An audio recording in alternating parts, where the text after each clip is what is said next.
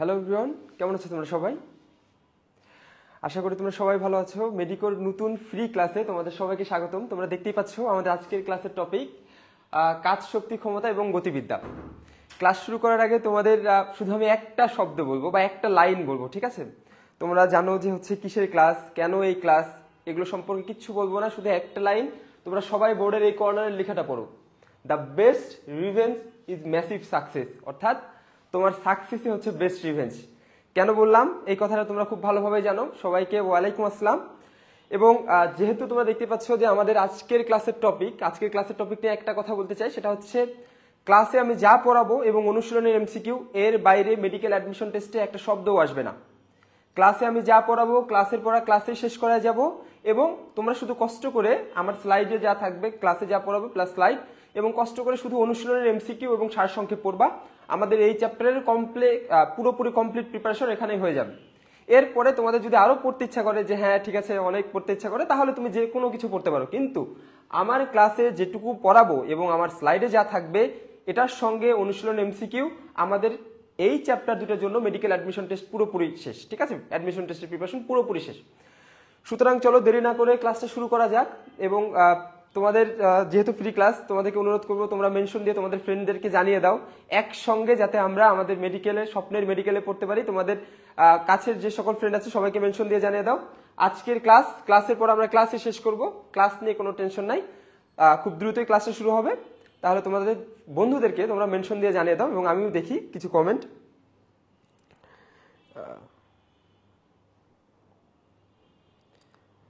আবার সবাইকে ওয়ালাইকুম আসসালাম।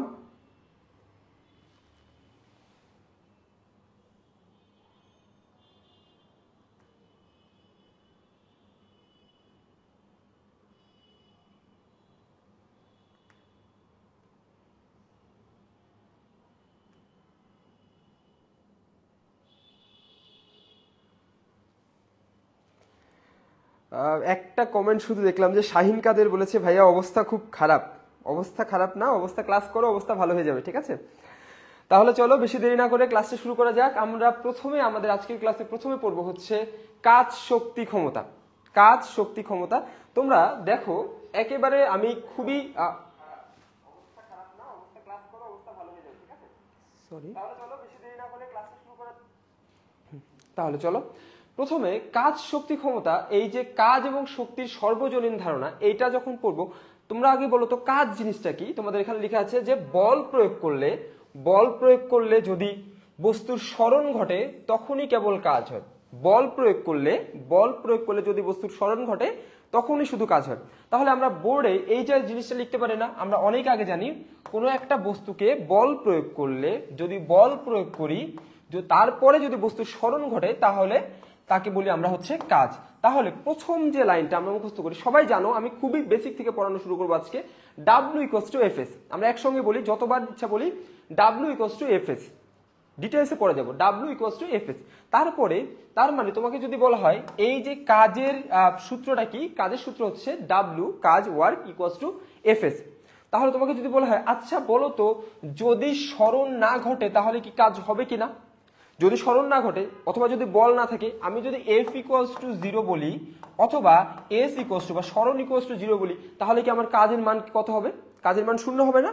তাহলে আমরা প্রথমে এই জায়গাটাকে এই বোর্ডে এই স্লাইডে সবকিছু পড়ে যাব, তারপরে আমরা বইয়ে শুধু রিভিশন দেব। তাহলে দেখো প্রথমে W=Fs, তারপরে যদি আমি আরেকটু ডিটেলসে পড়তে যাই তাহলে আমি বলতে পারি W=Fs cos θ। W=Fs cos θ, এটা আমরা পরে পড়বো, এইদিকে আমার কনসার্ন না এখন। W=Fs, অর্থাৎ তারপরে যদি এই যে বলটা F যদি 0 হয় অথবা এই যে স্মরণ যদি 0 হয় তাহলে আমাদের কাজের মানটাও 0। এবং এই যে কাজ একটা স্কেলার রাশি। কাজ একটা কেমন রাশি? কাজ একটা হচ্ছে স্কেলার রাশি। তাহলে তোমাকে যদি বলা হয় আচ্ছা তোমরা বলো তো এই যে কাজের এককটা কি? W যে কাজের এককটা কি? তোমাদের জন্য প্রশ্ন। তোমরা অনেকেই কনফিউজড হয়ে যাও যে কাজের একক বা শক্তির একক বা কাজের একক জুল, এটা তো আমরা সবাই জানি। এই জুলটা কিন্তু কখনো ভুল হবে না। আরেকটা একক আছে যেটা আমরা অহরহ পরীক্ষায় ভুল করি, পরীক্ষায় আসে তখন কনফিউজড হয়েছে, আল্লাহ এটা কেন কাজের একক? আচ্ছা বলতো বলের একক কি? বলের একক আমরা সবাই জানি, 9-10 থেকে পড়ে আসছি। বলের একক হচ্ছে নিউটন। বলের একক কি? নিউটন। এবং স্মরণের একক কি? সরণের একক হচ্ছে মিটার, সরণের একক হচ্ছে মিটার। তাহলে কাজের একক হচ্ছে, কাজের একটা একক হচ্ছে নিউটন মিটার। কাজের একটা একক কি? কাজের একটা একক হচ্ছে নিউটন মিটার। তাহলে যেটুকু বললাম আমরা এইটুকু পারবো না? তাহলে বল এবং কাজ এবং সরণ এই সম্পর্কটা আমরা কিন্তু খুব ইজিলি পড়ে আসলাম। এবার আমরা বইয়ে একটু দেখব। তাহলে আমরা আবার দেখি যে আমরা যেটুকু পড়লাম W equals to Fs cos theta বা W ইকুয়ালস টু Fs। যদি বল 0 হয়, F যদি 0 হয় তাহলেও কাজ 0, যদি সরণ যদি 0 হয় তাহলেও হচ্ছে কাজ 0। এবং এই যে কাজের এককটা হচ্ছে জুল অথবা এই যেখান থেকে আসবে হচ্ছে নিউটন মিটার। খুবই সহজ লাইন, কিন্তু পরীক্ষায় খুব অহরহ আসে এবং ভুল হয়, নিউটন মিটার। এবার তারপরে তোমাকে এই একটা লাইন থেকে আমি যদি বলি, আচ্ছা বলো তো এই যে কাজের মাত্রা, এটাও তো খুব গুরুত্বপূর্ণ, কাজের মাত্রাটা কি? তাহলে বলো কাজের মাত্রাটা কি? আচ্ছা বলো তো এই যে বল এবং এই যে সরণ, বলের সূত্রটা মনে আছে? বলের সূত্র, ফোর্সের সূত্রটা কি আমরা পড়ে আসছি না? F ইকুয়ালস টু ma, মনে আছে? F ইকুয়ালস টু ma, মাস আর হচ্ছে অ্যাক্সিলারেশন। তাহলে এখান থেকে কি আমি লিখতে পারি না এটার মাত্রা হচ্ছে m l t ইনভার্স 2, আর এই যে s এর মাত্রা বা সরণের মাত্রা হচ্ছে l। তাহলে l কয়টা হলো? l হলো 2টা, l স্কয়ার, আর বাকি যা আছে যেভাবে সেটা আমি লিখে দিলাম m l square t inverse 2, m l square t inverse 2। কঠিন লাগতেছে? একটু সিম্পলি শুরু করি, ক্লাসটা সহজ দিয়ে শুরু করি, আস্তে আস্তে আমরা ডিপে যাব। দেখবো এই চ্যাপ্টারে আর একটুও পড়তে হবে না তোমাকে। প্রথমে আমরা বললাম বলের সংজ্ঞা, বল W equals to Fs cos theta. cos theta আমরা এখন আনবো না, পরে, কঠিন জিনিস পরে। তাহলে বলের সংজ্ঞার পরে বলের একক কি? F এবং S, অর্থাৎ নিউটন মিটার। অর্থাৎ কি? Newton metre. এবং বল একটা কাজ একটা স্কেলার রাশি, এবং কাজ একটা কি? কাজ একটা হচ্ছে স্কেলার রাশি। এরপরে তোমাকে বললাম কাজের মাত্রাটা কি? আমরা কাজের মাত্রা এই যেখান থেকে বের করলাম, যেহেতু F equals to ma, m এর মাত্রা হচ্ছে m l t ইনভার্স 2 এবং সরণ s, s এর মাত্রা হচ্ছে l, অর্থাৎ কাজের মাত্রা হচ্ছে m l square t inverse 2, m l square t inverse 2। তাহলে যেটুকু বললাম, শুধু যেটুকু বললাম সেটুকু কি তোমরা পারবা? আশা করি যেটুকু বললাম সেটুকু তোমরা পারবা। তাহলে তোমরা আমাকে একটু কমেন্ট করে জানাও যে কাজের একক দুইটা কি কি? তোমরা আমাকে কমেন্ট করে জানাও কাজের একক দুইটা কি কি?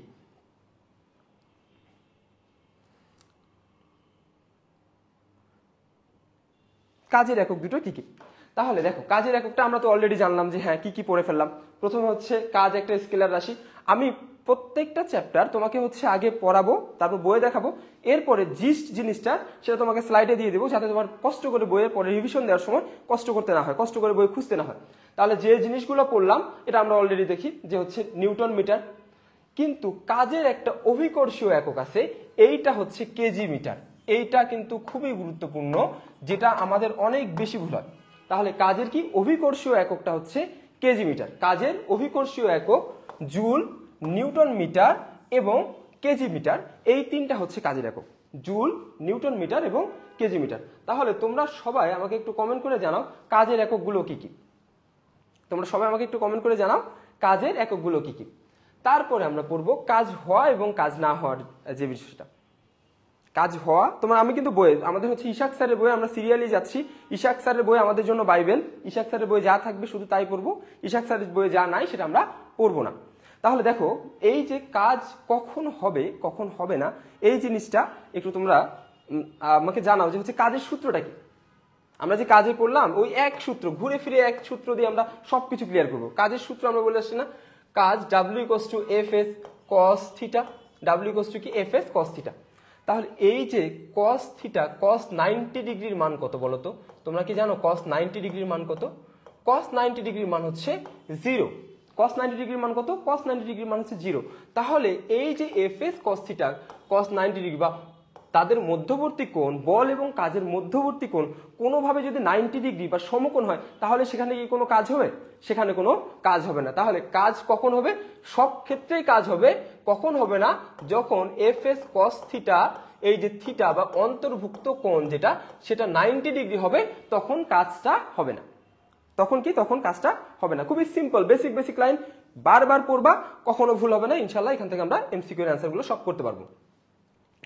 এরপরে দেখো যে হচ্ছে যে কথাগুলো বললাম সেগুলোই তোমাকে বইয়ে অনেক অনেক বর্ণনা করে দেয়া। এখানে বলা হচ্ছে যে সরণ যদি শূন্য হয়, আমরা পড়লাম ওই যে F S cos theta, S যদি শূন্য হয় তাহলে গুণ করলে কি জিরো পাওয়া যাবে না? এফ এবং এস আমি যদি গুণ করি, এফ যদি শূন্য হয় অথবা এস যদি শূন্য হয় বা সরণ যদি শূন্য হয়, গুণ করলে তো শূন্য হবে। তাহলে এফ এস কস থিটার এস ইকুয়ালস টু জিরো হলে কাজ হবে হচ্ছে জিরো। অথবা এই যে 90 ডিগ্রির কথা যেটা বললাম সেটাও তোমাকে বইয়ে বর্ণনা করে দেওয়া আছে। তুমি শুধু বইয়ে একটু করে মার্ক করো এবং আমার ক্লাসটা ফলো করো। এই চ্যাপ্টার থেকে তোমার বাসায় যে একটা শব্দ আর পড়তে হবে না। এরপরে দেখো যে হচ্ছে কয়েকটি বিশেষ ক্ষেত্রের ব্যাপার, বলের দ্বারা কাজ, বলের বিরুদ্ধে কাজ। এই জিনিসটা এত কনফিউজিং, তুমি এখন বুঝবা না, পরে বুঝবা যখন পরীক্ষা দিতে যাবা। আগে টপিকটা হেডলাইনটা তোমাদের ভালো করে দেখি, তোমাদের একটু ফাস্ট হয়ে যাচ্ছে হয়তো। কয়েকটি বিশেষ ক্ষেত্রে কাজ, একাধিক বল দ্বারা কাজ, বলের দ্বারা কাজ বা বলের বিরুদ্ধে কাজ, এটা হচ্ছে তোমার হেডলাইনের টপিক 5.1.3। এবার তুমি একটা জিনিস বলো তো, এত কঠিন করে পড়ার থেকে আমরা একটু সহজ করে পড়ি। যদি তোমাকে বলি কাজ, কাজের বিভিন্ন রকম আছে, একটা হচ্ছে ধনাত্মক কাজ, একটা হচ্ছে ঋণাত্মক কাজ। ধনাত্মক কাজটা কি? ধরো তোমার বল এবং সরণ এটা যদি একই দিকে হয়, একেবারে সিম্পল লাইন, বল এবং সরণ, বল এবং সরণ এরা যদি একই দিকে হয় তাহলে হচ্ছে ধনাত্মক কাজ। বল এবং সরণ এরা যদি একই দিকে হয় তাহলে কি কাজ? তাহলে হচ্ছে ধনাত্মক কাজ। তাহলে তোমাকে একটু জিনিস বলো তো, এবং পরের লাইনটা আমি আগে বলে দিই, বল এবং সরণ যদি তারা বিপরীত দিকে হয়, বিপরীত দিকে হয়, একটা এই দিকে এবং একটা এই দিকে, তাহলে সেটা হচ্ছে ঋণাত্মক কাজ।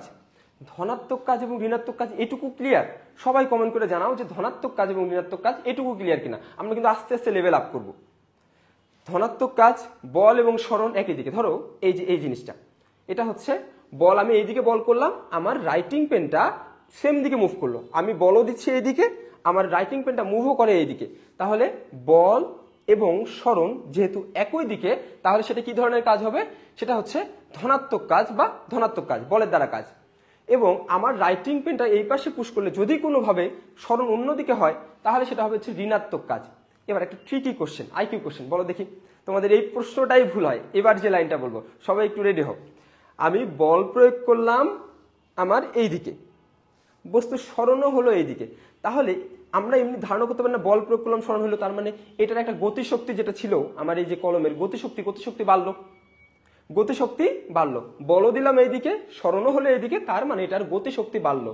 অর্থাৎ ধনাত্মক কাজে গতিশক্তি বাড়লো, স্থিতিশক্তি কমবে। আর ঋণাত্মক কাজ যেটা বলের বিরুদ্ধে কাজ, ঠিক উল্টা। তাহলে আমার এটাকে আর মনে রাখতে হবে, আমি বল দিলাম এই দিকে একই দিকে, সরণও হলো একই দিকে। যেহেতু বল এবং সরণ একই দিকে হলো সেজন্য এটার গতিশক্তি বাড়লো। আর গতিশক্তি স্থিতিশক্তি তো ভাইস ভার্সা, অর্থাৎ বিপরীত, স্থিতিশক্তি হ্রাস পেল।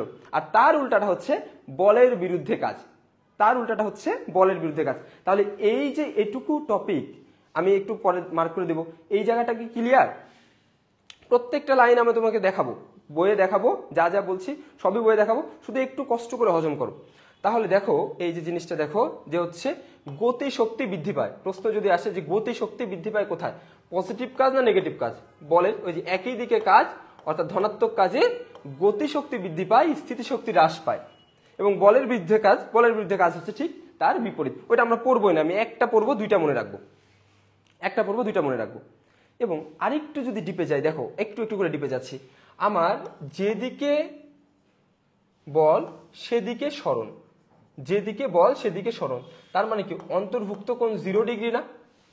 অন্তর্ভুক্ত কোণ কি 0 ডিগ্রি না? 0 থেকে 90 ডিগ্রির নিচে, আমি অত ডিপে কঠিন করে তোমাকে বলবো না, অন্তর্ভুক্ত কোণ 0 ডিগ্রি। তার মানে এফ এস কস থিটা অর্থাৎ F S equals two 1। F S equals to কি 1। ওই যে কস 0 ডিগ্রির মান কত? কস 0 ডিগ্রির মান হচ্ছে 1। আবার যদি বিপরীত দিকে হয় তাহলে কি ডিগ্রির মান হচ্ছে 180 ডিগ্রি না?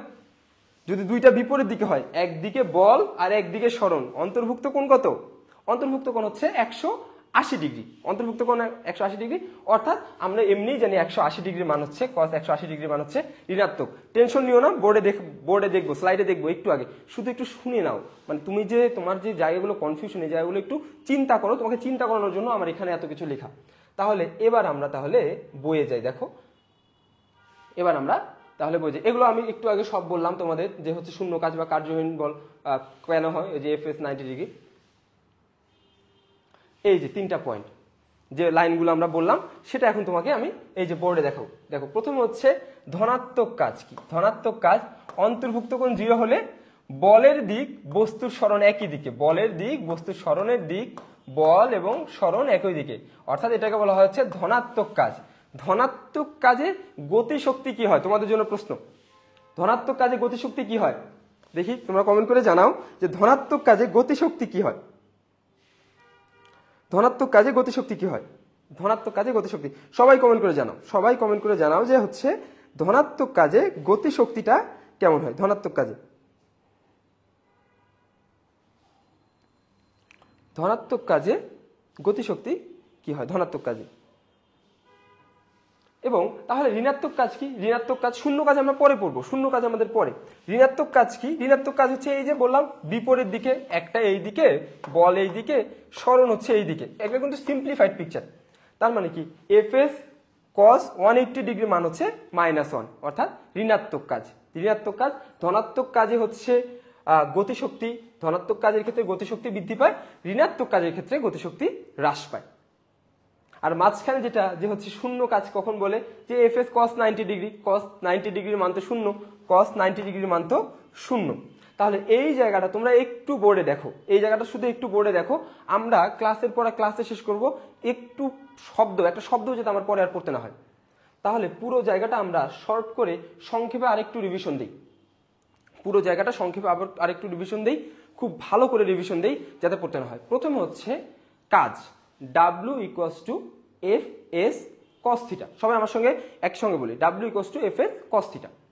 এরপরে তোমাদের জন্য পরের প্রশ্ন হচ্ছে কাজের একক কি। কাজের একক হচ্ছে F এবং S। F তে হচ্ছে নিউটন এবং S তে হচ্ছে মিটার, নিউটন, মিটার অথবা জুল। তোমাদের জন্য কোশ্চেন, আচ্ছা বলো তো কাজের অভিকর্ষীয় এককটা কি? কাজের অভিকর্ষীয় একক সবাই কমেন্ট করে জানাও, সবাই কমেন্ট করে জানাও যে কাজের অভিকর্ষীয় এককটা কি। এরপরে তোমাদের জন্য প্রশ্ন, বলো তো কাজ কি স্কেলার রাশি না ভেক্টর রাশি? তোমরা যারা আমার সেকেন্ড টাইমার, তোমরা জানো যে কতটা স্ট্রাগলের মধ্য দিয়ে তোমরা আজকে আমার ক্লাসে আসছো, তাই না? সেকেন্ড টাইমারদের জন্য আমি এটা বলতে যাচ্ছি না, তারপরেও আমরা বাঙালিরা জাতি হিসেবে খারাপ। যদিও এটা শুধু একটা এক্সাম, কিন্তু তোমাকে নিজেকে প্রমাণ করতে হলে আজকের পর থেকে প্রত্যেকটা ক্লাস তুমি ভালো করে মনোযোগ দিয়ে করবা, ইনশাআল্লাহ বিজয় আমাদের একসঙ্গে হবেই। মেডিকো তোমাদের সাথে আছে। তাহলে বলো যে হচ্ছে কাজ স্কেলার রাশি না ভেক্টর রাশি? সবাই কমেন্ট করে জানাও কাজের একক অভিকর্ষীয় একক কি এবং কাজ স্কেলার রাশি নাকি ভেক্টর রাশি? কাজ। তারপরে তোমাদের জন্য প্রশ্ন, জাস্ট একটু একটু করে বলাচ্ছি যে হচ্ছে কাজ এবং কাজ, সরণ এবং বল যদি একই দিকে হয় গতিশক্তি কি হবে? ঠিক আছে, তোমাদের জন্য আরেকটা কথা, সেখানে তোমাদের আমি বেশ কিছু কমেন্ট দেখি। তোমরা যেহেতু আমি পরীক্ষায় শুধু তাই পড়াবো, আমার ক্লাসে শুধু তাই পড়াবো যেটা তোমার পরীক্ষার জন্য লাগবে, ঠিক আছে? পরীক্ষায় আসে না, আমার বইয়ে নাই, তপন স্যার এবং ইশাক স্যারের বইয়ে নাই, এমন কিছু আমি পড়াবো না। আমি এখানে তোমাকে বিজ্ঞানী বানাইতে আসি নাই, আমি এখানে তোমাকে মেডিকেলে চান্স পাওয়াতে আসছি। আমার ক্লাসে আমি গ্যারান্টি দিচ্ছি, আমার ক্লাসে যা বলবো, আমার দুইটা লেকচার গতিবিদ্যা এবং কাজ শক্তি ক্ষমতা, এর ভিতর থেকে আমার লেকচারের ভিতর থেকে যদি এখান থেকে কোনো কোশ্চেন হয় আমার লেকচারের ভিতর থেকে আসবে, এটা আমি তোমাকে গ্যারান্টি দিচ্ছি, ঠিক আছে? আমার লেকচার প্লাস অনুশীলনের এমসিকিউ এর ভিতর থেকেই আসবে। বাকি তুমি নিউটন হওয়ার জন্য, আইনস্টাইন হওয়ার জন্য এটা তুমি তোমার হরাইজন যে কোনোখানে বাড়াইতে পারো, সেটা আমার না, ঠিক আছে? তাহলে দেখো কাজের তুলনা ধনাত্মক কাজ এবং ঋণাত্মক কাজ, ধনাত্মক কাজ এবং ঋণাত্মক কাজ যেটুকু লাগে সেটুকু লাইন আমি তোমাকে বলে দিচ্ছি। বাকি তোমাদের ওই যে জ্ঞানের জন্য একটু অনেকে বলছে কিছুক্ষণ আগে যে কমেন্ট বা একটু উদাহরণগুলো দিলে ভালো, তো নট নেসেসারিলি খুব একটা ইম্পর্টেন্ট না, তাও তোমাদের মানসিক শান্তির জন্য আমি তোমাদের এটা দিয়ে রাখছি, এই যে এখান থেকে তোমরা পড়ে নিও, ঠিক আছে? আমার স্লাইডে যেটুকু তোমাদের এক্সট্রা তথ্য তোমার মনে হয় যে হ্যাঁ এটা পড়তে পারলে ভালো হতো, সেটুকু আমি তোমার স্লাইডে অ্যাড করে দিচ্ছি। তাহলে দেখো এই যে একটা যদি গতিশক্তি আমি পড়ি, তারপরেও পড়ার একটু সিস্টেম বলে দিই। ধনাত্মক কাজে গতিশক্তি বৃদ্ধি পায়, ধনাত্মক কাজে আমার হচ্ছে গতিশক্তি বৃদ্ধি পায়। তার মানে কি অবভিয়াসলি স্থিতিশক্তি হ্রাস পাবে, গতিশক্তির স্থিতিশক্তি হ্রাস পাবে। আবার ধনাত্মক কাজে যদি গতিশক্তি বৃদ্ধি পায় তাহলে ঋণাত্মক কাজে গতিশক্তি হ্রাস পাবে। এগুলো তো একটা পারলে তুমি চারটাই পারবা। তারপর কোণের মানটা যেহেতু সব একই দিকে, তাহলে 90 ডিগ্রি নিচে, 90 ডিগ্রি নিচে। আবার যেহেতু হচ্ছে একই দিকে না, বিপরীত দিকে, তাহলে হচ্ছে 90 ডিগ্রির উপরে বা 180 ডিগ্রি মানটা। তাহলে এই জায়গাটা থেকে তোমরা সবকিছু পড়ে ফেলবা। বলের দ্বারা কাজের ক্ষেত্রে কোনটা সঠিক, এগুলো তোমাদের কিছু স্লাইডে এমনি এমসিকিউ দেয়া, আমি আশা করি, বিশ্বাস করি তোমরা এগুলো পারবা, এগুলো নিয়ে আমরা বেশি সময় নষ্ট করবো না। এবার আসো স্থিতিস্থাপক বল দ্বারা কৃত কাজ। সবাই হেডলাইনটা আগে দেখো, এখানে কিন্তু একটা বিশাল টুইস্ট আছে।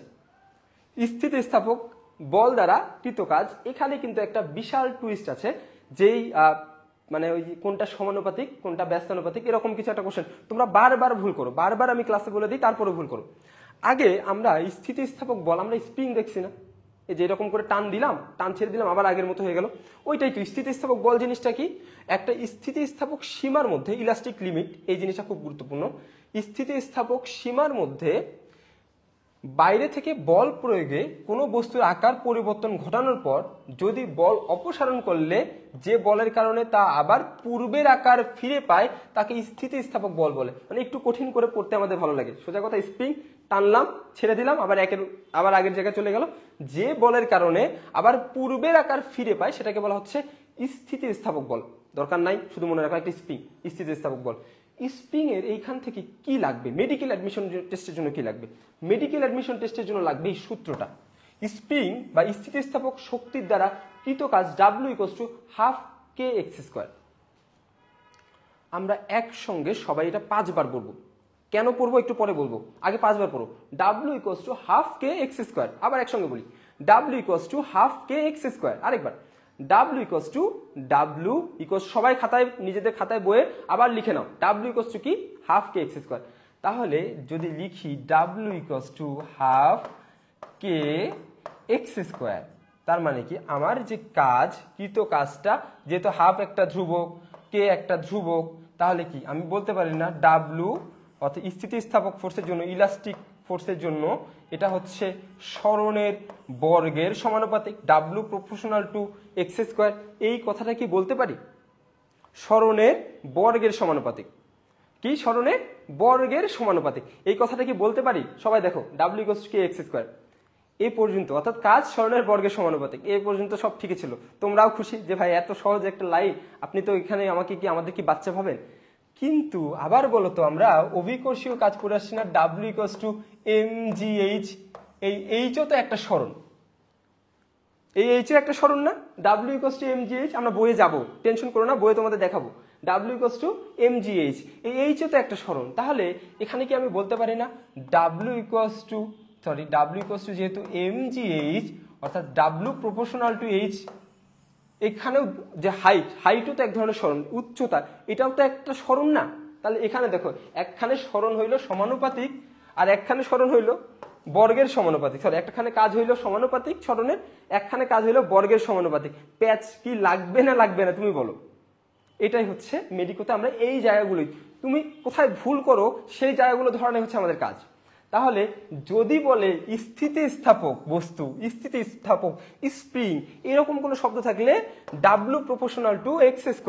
আর যদি বলে ওজন, ওজনের ক্ষেত্রে বা অভিকর্ষ, তখন W∝h।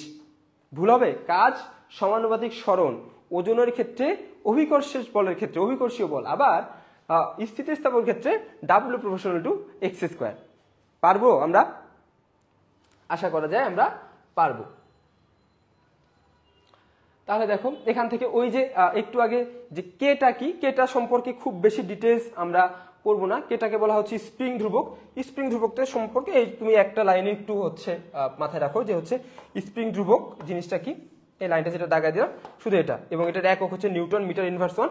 এই দুইটা লাইন তুমি এখান থেকে পড়ো।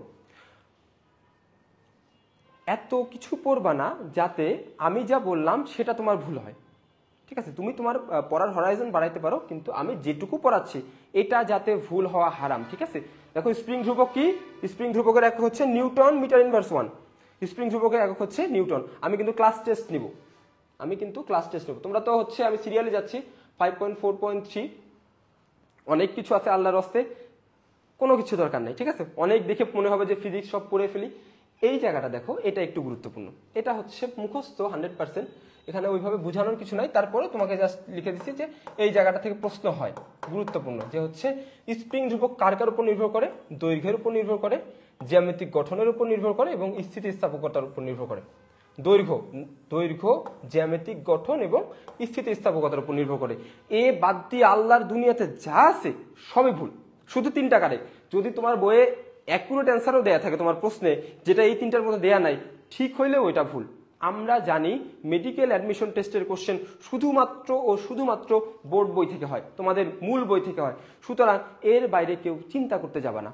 স্প্রিং ধ্রুবক নির্ভর করে, সোজা বাংলা কথা উত্তর, দৈর্ঘ্যের উপর, জ্যামিতিক গঠনের উপর এবং পদার্থের স্থিতিস্থাপকতার উপর। আবার পড়ি আমরা, দৈর্ঘ্যের উপর, জ্যামিতিক গঠনের উপর এবং পদার্থের স্থিতিস্থাপকতার উপর। পারবো আমরা? আশা করা যায় পারবো। এই তোমরা আমাকে একটু জানাও, আমি কি ফাস্ট পড়াচ্ছি অনেক? মহাকর্ষ বল দ্বারা কৃত কাজ, এখানে অনেক কঠিন করে অনেক কিছু দেয়া আছে, এই জিনিসটা আমরা দেখো। তারপরে দেখো পরে মহাকর্ষ বল দ্বারা কৃত কাজ, তোমরা কি খুঁজে পাচ্ছ তো বইয়ে? ইশাক স্যারের বই, ইশাক স্যারের বইয়ের 5 নাম্বার চ্যাপ্টারের নাম হচ্ছে কাজ, শক্তি এবং ক্ষমতা। আমি ইম্পর্টেন্ট জায়গাগুলো একটার পর একটা যাচ্ছি, কোনো কিছু বাদ দিচ্ছি না। তোমার দেখে মনে হতে পারে বালকি বই অনেক কিছু লেখা আছে, কিন্তু এগুলো লাগে না। দেখো এই যে মহাকর্ষ বল দ্বারা কৃত কাজ, এটা অনেক বড় করে অনেক কিছু দেয়া, কিন্তু আমরা কিন্তু একটা জিনিস জানি না। একটু আগে তোমরা 9-10-এ পড়ে আসছো, আগেও পড়ে আসছো, যে হচ্ছে F = gm/r²। এরকম একটা লাইন কি তোমরা পড়ে আসছিলাম, যে F = gm/r², gm1 m2 অনেকে লিখে, আমি gm লিখলাম, gm/r²। তাহলে এই একটা লাইন তো তোমার মনে আছে, সবকিছু মনে না থাক। তাহলে দেখো তো এই যে 4টা পয়েন্ট আমরা সবকিছু পারি কিনা। অভিকর্ষ বল দ্বারা কৃত কাজ সরণের সমানুপাতিক। দেখো কেমন কাজ, অভিকর্ষ বল দ্বারা কৃত কাজ সরণের সমানুপাতিক, আমরা পারি, অলরেডি পড়ে আসছি। স্থিতিস্থাপক বল দ্বারা কৃত কাজ সরণের বর্গের সমানুপাতিক, দেখো অলরেডি পড়ে আসছি। এই যে কেন, W = ½ kx²। এই কেটা কি, কের মানটা কত, কের এককের মানটা কত, দেখি কে পারো। নিউটন, সবাই মনে করো নিউটন মিটার ইনভার্সন। এবার দেখো পৃথিবীর কেন্দ্রমুখী বলে অভিকর্ষ বল, এটাকে আমার কষ্ট করে পড়তে হবে? এটা তো 9-10-এর বাচ্চাও পারে, যে পৃথিবীর কেন্দ্রমুখী বল সেটা হচ্ছে অভিকর্ষ বল, পৃথিবী যে বল দিয়ে থাকে। আর অভিকর্ষ বলের দূরত্বের বর্গের ব্যস্তানুপাতিক। অভিকর্ষ বল, এই যে F, অভিকর্ষ বল দূরত্বের বর্গের ব্যস্তানুপাতিক, gm/r²। এখানে আরেকটা এম অনেক সময় দেয়, অনেকে না দিলেও সমস্যা নেই। তাহলে এই যে F বর্গের ব্যস্তানুপাতিক, দূরত্বের বর্গের, আর gm/r², এটা হচ্ছে দূরত্বের, অভিকর্ষ বল দূরত্বের বর্গের ব্যস্তানুপাতিক। তাহলে আমরা যেটুকু পড়লাম, অনেক তাড়াতাড়ি কিন্তু অনেক কিছু পড়ে ফেললাম, যেটুকু পড়লাম সেটুকু কি আমরা পারবো? আমাদের কাজে কি আর কোথাও সমস্যা আছে? যেটুকু বললাম, কি পড়লাম? কাজের একক, কাজের মাত্রা, তারপর হচ্ছে ধনাত্মক কাজ কি, ঋণাত্মক কাজ কি, ধনাত্মক কাজের বৈশিষ্ট্য, ঋণাত্মক কাজের বৈশিষ্ট্য। তারপরে পেজের মধ্যে হচ্ছে অভিকর্ষ বলে একটা সূত্র পড়লাম, এবং যতগুলো সত্য মিথ্যা আছে সবগুলো স্প্রিং ধ্রুবক। এই যে যেটুকু পড়লাম সেটুকু পারবো কিনা সেটা তোমরা আমাকে একটু জানাও।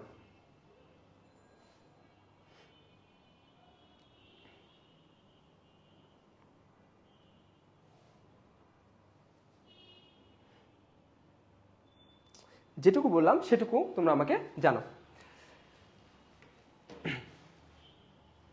এবার আসো যে হচ্ছে শক্তি। এবার আসো আমরা শক্তি পড়বো। শক্তি এবং কাজ মনে রাখবা, শক্তি এবং কাজ অনেকাংশে এক। একটা ক্লু দিলাম, শক্তি এবং কাজ অনেকাংশে এক। তাহলে তোমাকে যদি বলি এই একটা লাইন, যে শক্তি এবং কাজ অনেকাংশে এক, তোমরা যারা অনেকে ক্লাসের সময় আনুষঙ্গিক প্রশ্ন করতেছো, ক্লাসের পরে আমি প্রত্যেকের প্রশ্ন দেব, ঠিক আছে? আগে ক্লাস যেটা পড়াচ্ছি শুধু সেটুকু পড়াও, নাথিং এলস নিডেড। যেটুকু ক্লাসে পড়াচ্ছি সেটুকু পড়ো, এরপরে তোমার প্রশ্ন থাকলে ক্লাসের শেষে প্রত্যেকের প্রশ্ন আমি নিব। এবং তোমাদের হচ্ছে শ্রদ্ধেয় আপু আছে টিচার, কোশ্চেনগুলোর অ্যান্সার দেবে, কিন্তু ক্লাসের মধ্যে আগে ক্লাসটা করো তোমরা।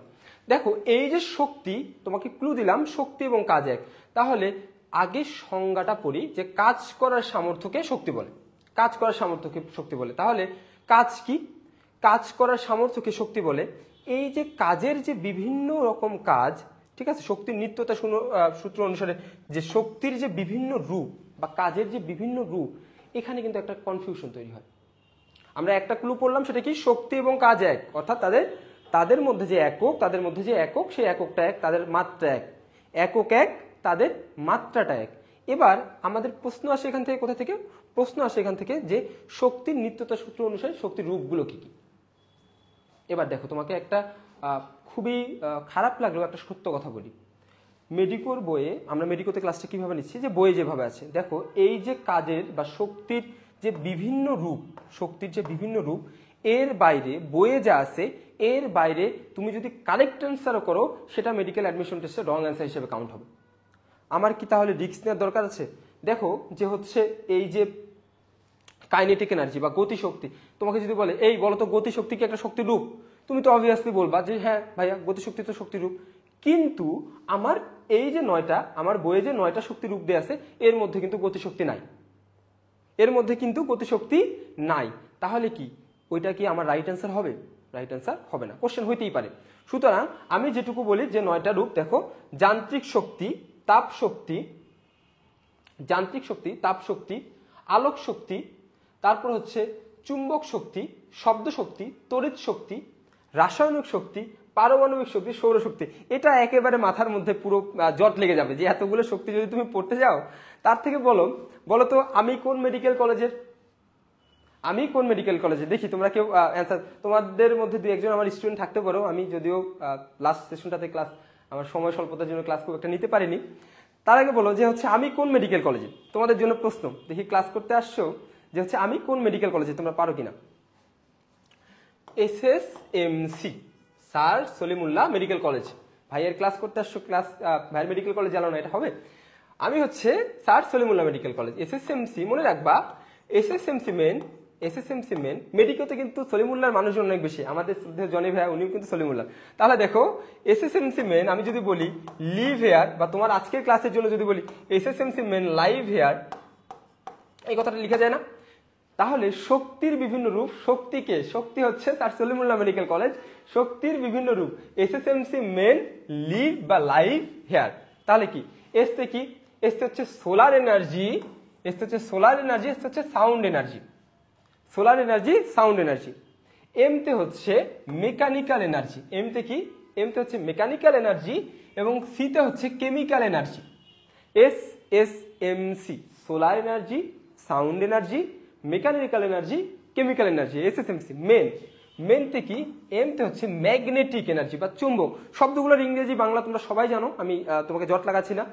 Magnetic energy. ইতে হচ্ছে ইলেকট্রিক্যাল এনার্জি বা ইলেকট্রিক এনার্জি, আর এনতে হচ্ছে নিউক্লিয়ার এনার্জি, নিউক্লিয়ার এনার্জি, পারমাণবিক শক্তি, নিউক্লিয়ার এনার্জি। আর লাইফতে হচ্ছে লাইট এনার্জি, এবং হেয়ারতে হচ্ছে হিট এনার্জি, হেয়ারতে হচ্ছে হিট এনার্জি। এর বাইরে যত কিছুই আসুক না কেন, তোমার বইয়ের শক্তির রূপ এই 9টা দেয়া আছে, এই 9টা তুমি মুখস্থ করবা। তাহলে কি? SSMC men live here. তাহলে অ্যান্সারটা কি হবে? SSMC মেন, শক্তির বিভিন্ন রূপ কি? SSMC men live here. তাহলে এই যে শক্তির বিভিন্ন রূপ, এটা কি আমার কষ্ট করে আর পড়তে হবে? আমরা পারবো না? শক্তির বিভিন্ন রূপ, শক্তির বিভিন্ন রূপ আমরা পারবো। এবং যেহেতু তোমাকে একটু আগে আমি ক্লু দিলাম যে কাজ এবং শক্তি অনেকাংশে এক, তাহলে দেখো যে কাজের একক পড়ে আসলাম কি একটু আগে, জুল। শক্তির একক হচ্ছে জুল, কাজের একক কি? জুল, শক্তির একক জুল। আবার কাজের মাত্রা কি পড়ে আসলাম? mL² T−2। শক্তির মাত্রা দেখো mL² T−2। এবং শক্তির হচ্ছে 2 প্রকার, যান্ত্রিক শক্তি, মেকানিক্যাল এনার্জি, গতিশক্তি এবং স্থিতি শক্তি। এটা সম্পর্কে আমরা একটু সামনে পড়ব। যেটুকু পড়লাম সেটুকু কি পারবা? যেটুকু পড়লাম সেটুকু পারবা? আশা করা যায় যেটুকু পড়লাম সেটুকু আমরা পারবো। তোমাদের ভালো করে পড়ার জন্য স্লাইডে আমি জাস্ট তোমাদের পিডিএফটা দিয়ে দেবো স্লাইডে, ঠিক আছে? টেনশন করার কোনো কারণ নেই, জাস্ট একসঙ্গে একটু দিয়ে দিলাম, যে হচ্ছে যার যেভাবে পড়তে ভালো লাগে। তাহলে দেখো এই যে শক্তির রূপান্তর, এই টপিকটা মেডিকেল অ্যাডমিশন টেস্টের জন্য খুবই খুবই গুরুত্বপূর্ণ। আমি এটা 100% দিয়ে দিচ্ছি। তোমরা যদি চাও 2-1টা শূন্য এক্সট্রাও দিতে পারো, 100, 1000, 1,00,000%। মানে এটা এত গুরুত্বপূর্ণ বেশি। পড়ানোর কিছু নাই, কিছু নর্মাল লাইন আছে যে হচ্ছে শক্তি রূপান্তর, এগুলো এমনি পারবা, রিডিং করবা, কিন্তু তারপরে স্টুডেন্টরা রিডিং করানোর জন্য এটা ভুল হয়, ঠিক আছে? আমার এখানে আমি তোমাদের নতুন করে পড়ানোর কিছু নাই। যদি তোমরা আমাকে বলো যে ভাই একটা ইম্পর্টেন্ট বলে দেন, ইম্পর্টেন্ট যেটা ভুল হয় সবচেয়ে বেশি সেটা হচ্ছে 7 নাম্বারটা, এটা একটু কষ্ট করে মুখস্থ করবা, বাকিগুলো তুমি রিডিং করলেই পারবা। যেমন হচ্ছে আলোক শক্তি রাসায়নিক শক্তিতে রূপান্তরিত হয়, ফটোগ্রাফিক ফিল্মে কি হয়? ফটোগ্রাফিক ফিল্মে কি হয়, আলোক শক্তি রাসায়নিক শক্তিতে রূপান্তরিত হয়। ফটোগ্রাফিক ফিল্মে আলোক শক্তি রাসায়নিক শক্তিতে রূপান্তরিত হয়। বাকি যেগুলা যে হচ্ছে বৈদ্যুতিক ঘন্টা বিদ্যুতের সাহায্যে চলে, এখানে বিদ্যুৎ শক্তি শব্দ শক্তিতে রূপান্তরিত হয়, এটা করার কিছু নাই। বৈদ্যুতিক ঘন্টা তো বিদ্যুৎ দিয়ে চলবে, ঘন্টা তো শব্দ হবেই, তাই না? এটা কি কষ্ট মুখস্থ করতে হবে? তাহলে এই যে বাকি 10, 9, 11 এগুলো তুমি এমনিই পারবা, এগুলো রিডিং করলেই হবে। কিন্তু ভুল হয় হচ্ছে 7 নাম্বারটা, এবং প্রত্যেকটা পয়েন্টই খুব খুব খুবই গুরুত্বপূর্ণ। পারবো না আমরা? আশা করা যায় পারবো।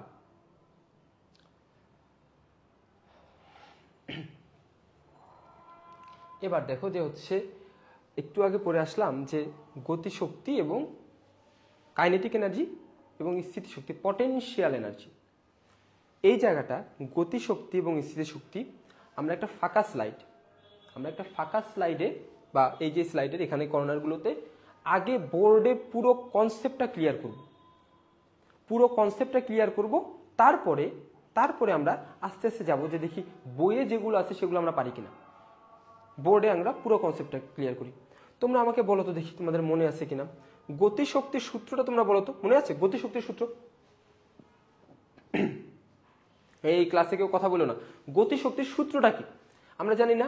এনার্জি ই কে এরকম একটা জিনিস পড়ে আসছি, হাফ mv স্কোয়ার এই লাইনটা কি আমাদের মনে আছে? E K equals to half mv square. যাদের মনে নাই সবাই আমরা একসঙ্গে, কে তে হচ্ছে কাইনেটিক এনার্জি, গতিশক্তির ওই যে কে কাইনেটিক এনার্জি, তাহলে energy E equals to half mv square. সবাই একসঙ্গে বলি গতিশক্তি। একটা সূত্র তোমার যে কতগুলো জায়গায় হেল্প করবে। গতিশক্তি ই equals to half mv square. আবার বলি ই equals to half mv square, আমি যে সূত্রগুলো পড়াচ্ছি এই এক লাইনের সূত্র থেকে, যদি এখান থেকে ম্যাথ আসে ওই এক লাইনের সূত্র থেকে আসবে, টেনশন করার দরকার নেই। E K equals to half mv square, এবং পটেনশিয়াল এনার্জি বা স্থিতিশক্তি হচ্ছে ইপি ইকুয়ালস টু mgh। এবার একটু ডিপে যাই, তোমাদের জন্য প্রশ্ন করে এরকম একটা প্রশ্ন। আচ্ছা বলো তো যে গতিশক্তি কি কখনো শূন্য হতে পারে কিনা, নেগেটিভ হতে পারে কিনা, পজিটিভ হতে পারে কিনা?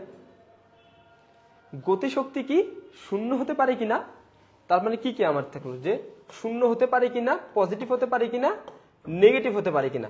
গতিশক্তি এই তিনটা, এবং স্থিতিশক্তি কখনো পজিটিভ হতে পারে কিনা, নেগেটিভ হতে পারে কিনা, এবং শূন্য হতে পারে কিনা। তোমরা আমাকে কমেন্ট করে জানাও, ঠিক আছে? এবং যেহেতু তোমরা অলরেডি 35 মিনিট ক্লাস করলা, তোমাদের 30 সেকেন্ডের একটা ব্রেক, এবং তোমরা আমাকে কমেন্ট করে জানাও যে হচ্ছে এটা অ্যান্সার কি হবে। গতিশক্তি কি পজিটিভ হতে পারে কিনা? দেখো ই কে হাফ একটা ধনাত্মক সংখ্যা, আমরা জানি বস্তুর ভর তো অলওয়েজ ধনাত্মক, তাই না? এবং ভি মানে হচ্ছে mv স্কোয়ার। ভি মানে যে মানই দাও, যে কোনো একটা নেগেটিভ মান পজিটিভ মান যেটাই করো তুমি বর্গ করলে ওটা হচ্ছে সবসময় ধনাত্মক হবে না? তার মানে কি গতিশক্তি আমার ধনাত্মক হতে পারে। খুব সিম্পল, যে ভির মান যাই থাকুক, কিন্তু গতিশক্তিকে কখনো ঋণাত্মক হতে পারবে? আমি হাফের মান তো আর ঋণাত্মক হাফ বলে তো কিছু নাই, তাই না? হাফ এম বা বস্তুর ভরও তো ঋণাত্মক নাই। আর ভেলোসিটি বা বেগ এটা ঋণাত্মকও যদি হয় এটাকে বর্গ করলে কি ওটা ঋণাত্মক থাকবে? ভি স্কোয়ার, ভির মান যাই হোক না কেন ভি স্কোয়ার সবসময় পজিটিভ না? তাহলে দেখো গতিশক্তি কখনোই ঋণাত্মক হতে পারবে না। এটাকে আমার মুখস্থ করতে হবে, পরীক্ষায় আসে তোমরা কনফিউশনে ভুল করো। এবং ভির মান তো 0 হতে পারে, বেগ তো অবশ্যই 0 হতে পারে, তার মানে গতিশক্তির মান 0 হইতে পারে। গতিশক্তি E K equals to half mv square, এটা ধনাত্মক হতে পারে, ঋণাত্মক হতে পারে না, এবং 0 হতে পারে। আমরা বইয়ে আসবো, টেনশন করো না, বইয়ে আমরা বইয়ে দেখাবো।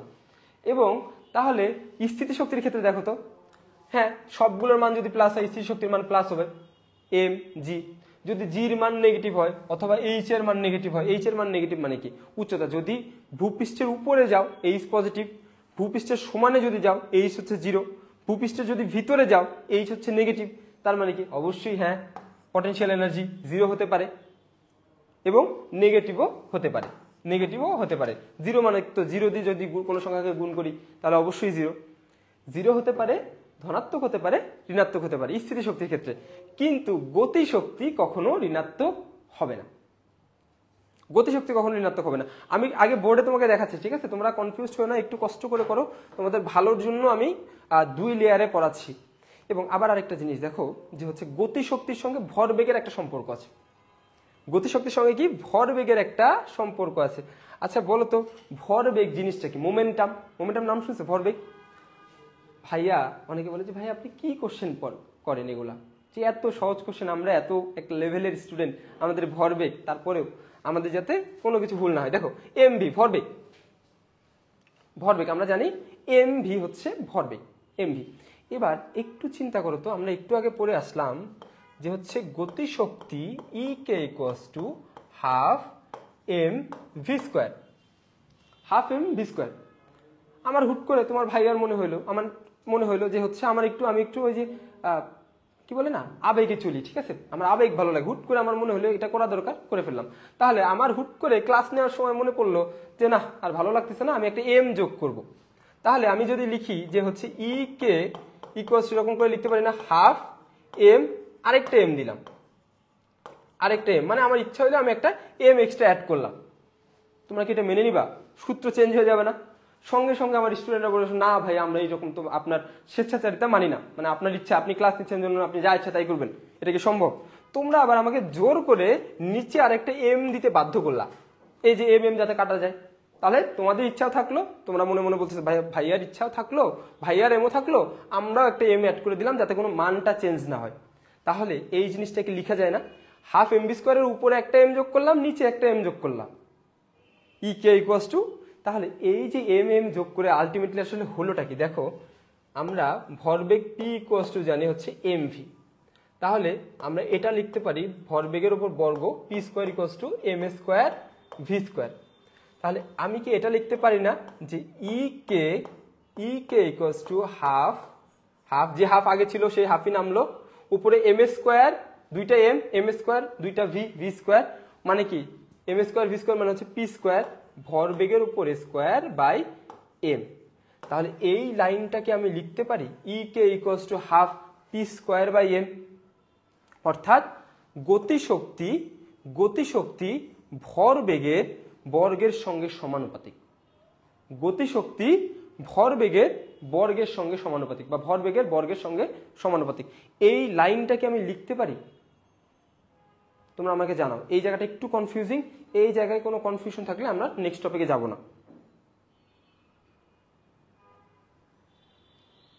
এই জায়গায় কোনো কনফিউশন থাকলে আমরা নেক্সট টপিকে যাব না। তোমরা তাহলে এই জায়গাটা করো দেখি, এই জায়গার যদি না বোঝো আমি আরো 100 বার বলবো। আমার টার্গেট, আমি যখনই ক্লাসে এসে দাঁড়াই আমার টার্গেট থাকে আমার প্রত্যেকটা স্টুডেন্ট যাতে আমার সব পড়া ক্লাস থেকে শিখে যায়। বাহিরে যে সে কি করবে আমি জানি না, কিন্তু আমার স্টুডেন্ট আমার লেকচার যাতে মেডিকেল অ্যাডমিশন টেস্টে একটা অপশনও ভুল না করে। এই পর্যন্ত পারবো না? তাহলে এই যে পর্যন্ত আমি পারবো, সবাই দেখতে পাচ্ছি, যে পর্যন্ত পারবো এইটুকু নলেজ এবার আমরা বইয়ে দেখবো। দেখো আমরা কিন্তু এখনো বইয়ে দেখি নাই কিছু, আমরা শুধু বোর্ডে করলাম না। যাদের একটু কনফিউশন তারা তোমরা আবার ক্লাসটা শেষ হওয়ার পরে একটু রিক্যাপ করে দেখে নিবা। তাহলে দেখো এবার আমরা বইয়ে একটা একটা করে লাইন আসি, যে গতিশক্তি ইকুয়ালস টু কি, গতিশক্তি ইকুয়ালস টু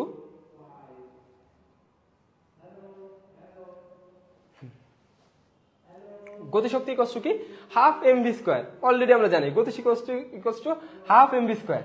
আবার গতিশক্তি ইকুয়ালস টু যে half P square by m বা 2m বা half P square by m, এটাও তো আমরা অলরেডি আমরা ডিরাইভ করলাম না? আমরা কি মুখস্থ করবো এখন আর যে গতিশক্তি ইকুয়ালস টু কি?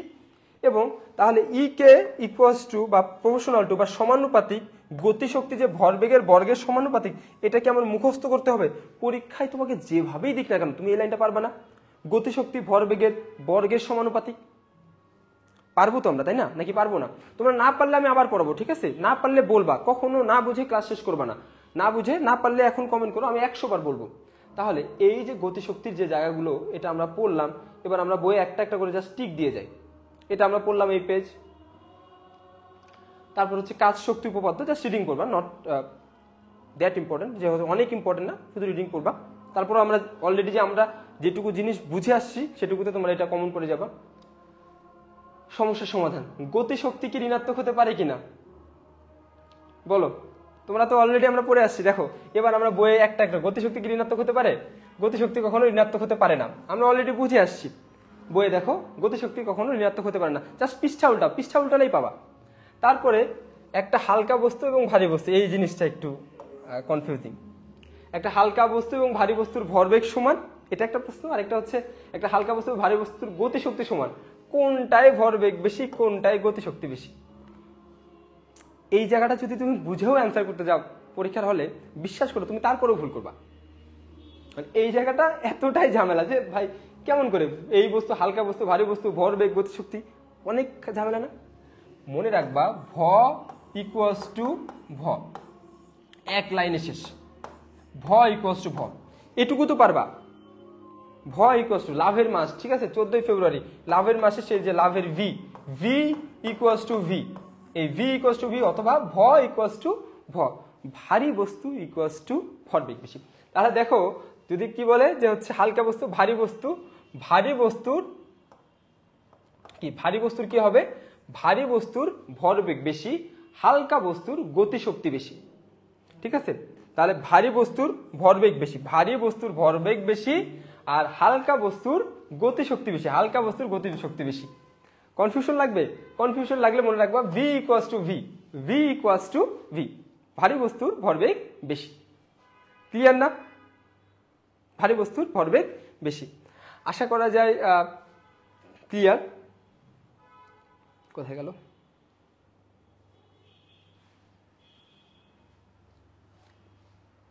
তোমাদের মধ্যে অনেকের মনে হতে পারে ভাই আপনি তো খালি সূত্রই পড়ায় গেলেন, সূত্রই পড়ায় গেলেন, ম্যাথ তো কিছু করাচ্ছেন না। দেখো তোমাদের জন্য এই চ্যাপ্টারে one of the most important math, যাদের ম্যাথ করতে অনেক ভালো লাগে, ম্যাথ না করলে যাদের ঘুম হচ্ছিল না। দেখো একটা রাইফেলের গুলি তক্তা ভেদ করে, গুলির বেগ যদি 3 গুণ হয় তাহলে তা একই পুরুত্বের কতটি তক্তা ভেদ করবে?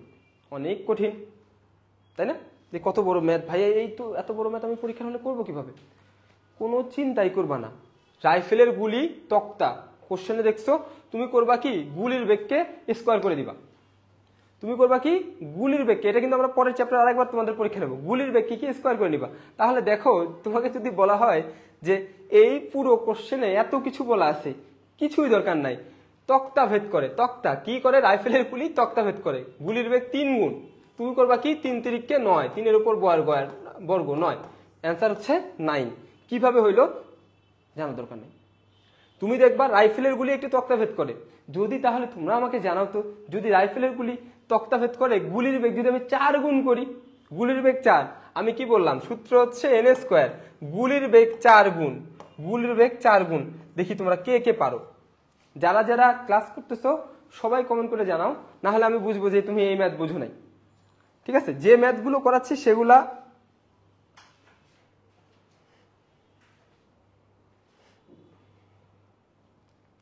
এমডি হাসান মাহমুদ আহাদ বলেছো যে ভাইয়া ওই যে গতিশক্তির জায়গাটা আরেকবার বুঝান। হ্যাঁ হাসান, তোমার জন্য আমি সংক্ষেপে একবার বুঝিয়ে দিচ্ছি, এবং না বুঝলে ক্লাস শেষে তুমি আবার বলবো আমাকে, আমি আবার বুঝাবো সবার জন্য। গতিশক্তির ব্যাপারটা আবার একটু, এই জায়গাটা তো বুঝছো যে তক্তা ভেদ করে, একটা রাইফেলের গুলি একটা তক্তা ভেদ করে, গতি 3 গুণ বাড়াইলে 9 গুণ, যা থাকবে শুধু n স্কোয়ার, যা থাকবে n স্কোয়ার। এটা তোমরা অ্যান্সার কমেন্ট করে অ্যান্সার দাও। এইটার অ্যান্সার যে 4 গুণ হলে কত হবে, 4 গুণ হলে কত হবে, 5 গুণ হলে কত হবে, খুব সংক্ষেপে তোমরা অ্যান্সার দাও। আমি বাকি যারা হচ্ছে ওই যে ভরবেগের ব্যাপারটা যেটা বোঝো না তাদেরকে আমি একটু বুঝাই দিই।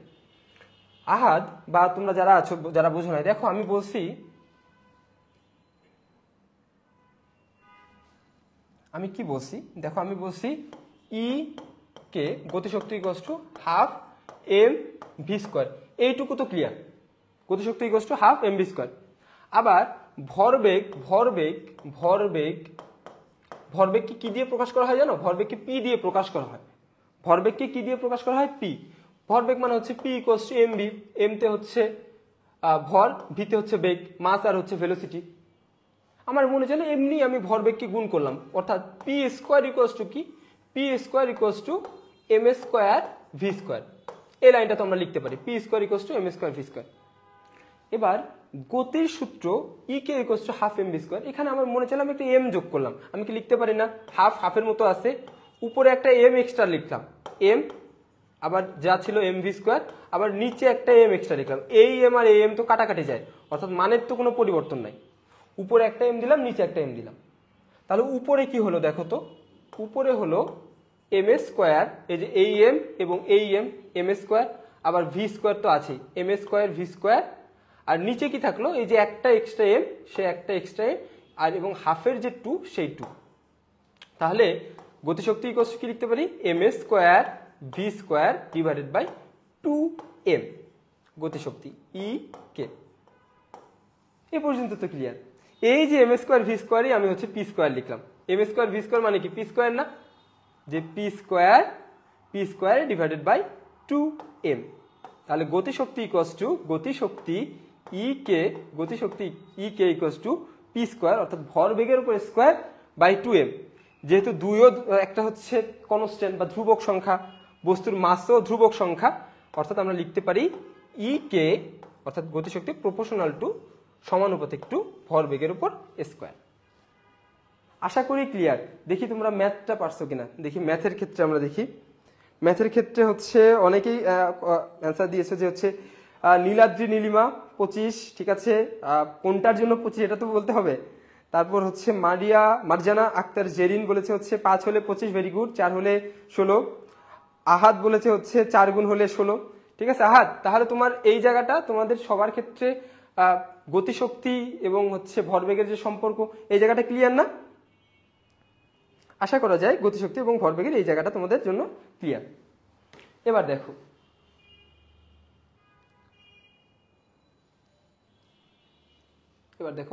যে হচ্ছে স্থিতিশক্তি বা বিভব শক্তি, এটাও আমরা অলরেডি পড়ে আসছি। তোমরা ক্লাসটা মনোযোগ দিয়ে করো, শেষ পর্যন্ত করো, দেখবা যে এই ক্লাসে আর কোথাও কোনো সমস্যা থাকবে না। এখন একটু হেফাজত লাগতেছে। স্থিতিশক্তি বা বিভব শক্তি 5.8 কি বলা আছে, স্থিতিশক্তি বা বিভব শক্তি 5.8 আমরা পড়ে আসছি যে ই স্থিতিশক্তি ইপি বা potential energy, e p equals to m g h. এখান থেকে যা যা লাগে আমরা অলরেডি পড়ে আসছি, যে হচ্ছে এই এনার্জি এটা হচ্ছে এইচ বা সরণের সঙ্গে সমানুপাতিক, এটা একটা, এটার মান কখন শূন্য হয়, কখন প্লাস হয়, কখন মাইনাস হয়, এটাও আমরা পড়ে আসছি। শূন্য হয় যখন ভূপৃষ্ঠে থাকে, এইচ এর কোনো মানের পরিবর্তন নাই। উপরে গেলে এইচ পজিটিভ, ধরো এটা ভূপৃষ্ঠ, এখানে উপরে এইচ হচ্ছে পজিটিভ, আবার মাটির নিচে গেলে হচ্ছে এইচ হচ্ছে নেগেটিভ, অর্থাৎ নেগেটিভকে মান দিলে তো মান নেগেটিভ হবেই। ইপি অর্থাৎ বিভব শক্তি ধনাত্মক হতে পারে, ঋণাত্মক হতে পারে এবং শূন্য হতে পারে। এই জিনিসটা তোমরা দেখলাম। এরপরে আসো যে হচ্ছে স্থিতিশক্তির প্রকারভেদ। স্থিতিশক্তির প্রকারভেদ ক্লাসটা একটু লেন্দি হতে পারে, ঠিক আছে, কষ্ট করে করো, কখনো রিগ্রেট থাকবে না যে এই চ্যাপ্টার আর কখনো পড়তে হবে না। স্থিতিশক্তির প্রকারভেদ কি, আমাদের একটা জিনিস আমরা মজা করে বলি যে হচ্ছে তুমি দেখবা ক্লাসের যে ছেলের নাম শান্ত সে হয় সবচেয়ে দুষ্ট। তোমরা খেয়াল করে দেখবা যে ক্লাসে যে ছেলের নাম শান্ত সেই ছেলে হয় হচ্ছে সবচেয়ে দুষ্ট। তাহলে স্থিতিশক্তির প্রকারভেদ এটাও নামে হচ্ছে স্থিতিশক্তির প্রকারভেদ, কিন্তু এ হচ্ছে অস্থিতি। নামে স্থিতিশক্তি কিন্তু এর কাজ হচ্ছে কি অস্থিতি। নাম স্থিতি কিন্তু কাজ হচ্ছে, নাম হচ্ছে শান্ত কাজ হচ্ছে অশান্ত, তেমনি নাম হচ্ছে স্থিতি কাজ হচ্ছে অস্থিতি। তাহলে স্থিতিশক্তির যে প্রকারভেদ, তাহলে অস্থিতি মানে কি, স্থিতি মানে এই যে স্থিতি অভিকর্ষীয়, অতে হচ্ছে অভিকর্ষীয় বিভব শক্তি প্রকারভেদগুলো, তারপর স্থিতিতে হচ্ছে স্থিতিস্থাপক বিভব শক্তি, আর টিতে হচ্ছে এই যে টি, অতে অভিকর্ষীয় স্থিতি, আর টিতে হচ্ছে তড়িৎ বিভব শক্তি। তাহলে স্থিতিস্থাপক শক্তির যে প্রকারভেদ আমরা পড়তে হবে, স্থিতি মানে অস্থিতি, অর্থাৎ স্থিতি মানে কি, স্থিতি মানে হচ্ছে অতে অভিকর্ষীয়, তারপর স্থিতিতে স্থিতি শক্তি, এবং ততে হচ্ছে তড়িৎ বিভব শক্তি। পারবো না আমরা? আশা করি আমরা পারবো। তাহলে চলো যে হচ্ছে তোমাদের জন্য যাদের উদাহরণগুলো একটু পড়তে ইচ্ছা করে ডিটেলসে, তাদের জন্য আমি লিখেছি, এগুলো জাস্ট নর্মাল রিডিং করলেই হবে। এবার দেখো আমি তোমাকে বলেছিলাম যে আমার ক্লাসে ম্যাথ বলো এবং যাই বলো অনুশীলন এমসিকিউ বাদ আর কিছু পড়তে হবে না। এটা এরকম একটা খুব ইম্পর্টেন্ট ম্যাথ, খুবই গুরুত্বপূর্ণ ম্যাথ, তুমি যেখানেই পরীক্ষা দাও এই ম্যাথটা খুব দরকার। দেখো এই ম্যাথটা অনেক কঠিন করে তোমার বইয়ে দেয়া আছে, আমি তোমাকে একটা খুব সংক্ষেপে সূত্র শিখাই দেব। দেখো আমি এই যে উচ্চতাটা দেখো যে হচ্ছে কোনো একটা জায়গার যে উচ্চতা নির্দিষ্ট উচ্চতা থেকে ফেলে দেওয়া হলো, এই যে টোটাল উচ্চতাটা হচ্ছে, আমি বললাম টোটাল উচ্চতা হচ্ছে এইচ। টোটাল উচ্চতা কি, টোটাল উচ্চতা হচ্ছে এইচ। তাহলে তোমাকে কোশ্চেন করছে কি, ভূমি হতে 10 মিটার উচ্চতা, একটা মাঝখানের উচ্চতা আছে, মাঝখানের উচ্চতাকে ধরলাম হচ্ছে এক্স, মাঝখানের উচ্চতায় গতিশক্তি বিভব শক্তির দ্বিগুণ হলে কত গুণ? দ্বিগুণ। দেখো এই ম্যাথটা খুবই সহজ, যত গুণ আছে শুধু এন লাগবা। যত গুণ মানে কি? যত গুণ যা হোক, 1 2 3 4 5 10 গুণ যা হয়, N plus 1, simple, N plus 1, যত গুণ প্লাস 1 ইন্টু যত গুণ প্লাস 1 ইন্টু আমাকে বের করতে বলছে কি? এইচ এর মান বের করতে বলছে, ইন্টু যে উচ্চতা, মাঝখানে যে উচ্চতা দেয়া সেই উচ্চতা এক্স। এক্স এর মান কত? এক্স এর মান হচ্ছে 10, এন এর মান কত? 2, এটা হচ্ছে 1। তাহলে আমার এইচ এর মানটা কত বলো দেখি? খুবই সিম্পল, খুবই সিম্পল। উচ্চতা, টোটাল উচ্চতাকে ধরলাম আমি এইচ, টোটাল উচ্চতাকে কি ধরলাম? এইচ। এইচ ইকুয়ালস টু যত গুণ প্লাস 1, যত গুণ প্লাস 1 গুণন যত গুণ প্লাস 1 গুণন হচ্ছে মাঝখানের উচ্চতা, মাঝখানের উচ্চতা। তাহলে এটা কি ভুল হবে? মাঝখানের উচ্চতা কত? মাঝখানের উচ্চতা হচ্ছে 10, 2 গুণ প্লাস 1 2 ইন্টু 3, অ্যান্সার হচ্ছে 30 মিটার। 30 মিটার। তাহলে অনেক ডিটেলসে এই ম্যাথটা কি করার দরকার আছে? আমি পারবো না এই ম্যাথটা। এবং আমরা ওই যে তক্তার ম্যাথ কি পড়লাম? তক্তার ম্যাথ পড়ে আসছিলাম হচ্ছে এন স্কোয়ার।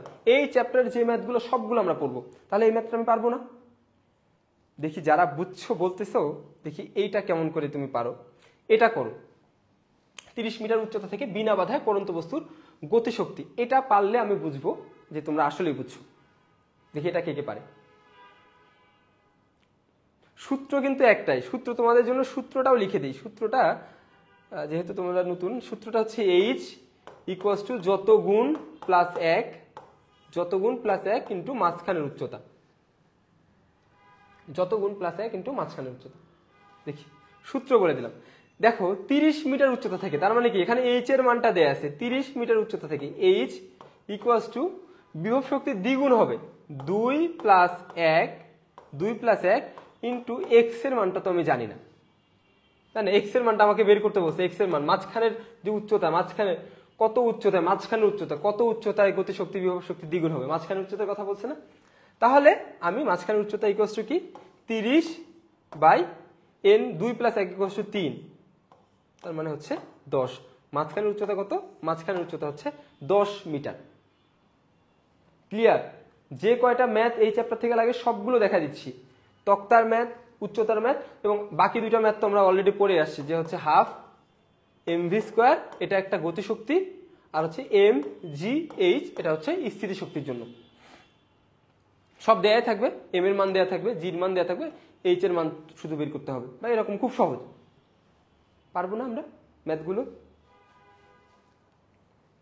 এই ক্লাস কি খুব কঠিন লাগতেছে, বোরিং লাগতেছে? ফিজিক্স আসলে কেমিস্ট্রি বা জিওলজি অনেক ছন্দ টন্দ দিয়ে খুব মজা করে পড়ানো যায়।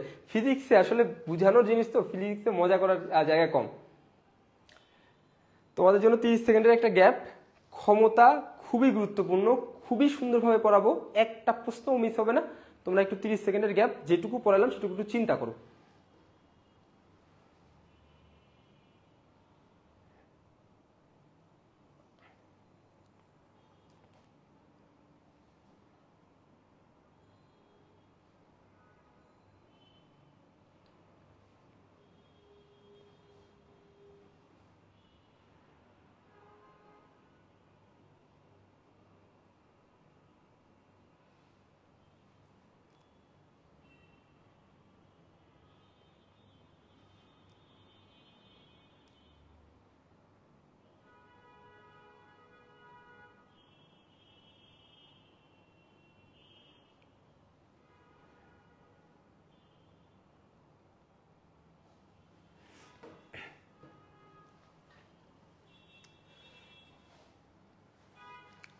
দেখো এই যে ক্ষমতার জায়গাটা, আমাদের গতিশক্তির জন্য কিন্তু খুব বেশি সময় লাগবে না। গতিশক্তি চ্যাপ্টারটা ছোট এবং খুবই স্পেসিফিক জায়গা থেকে প্রশ্ন হয়।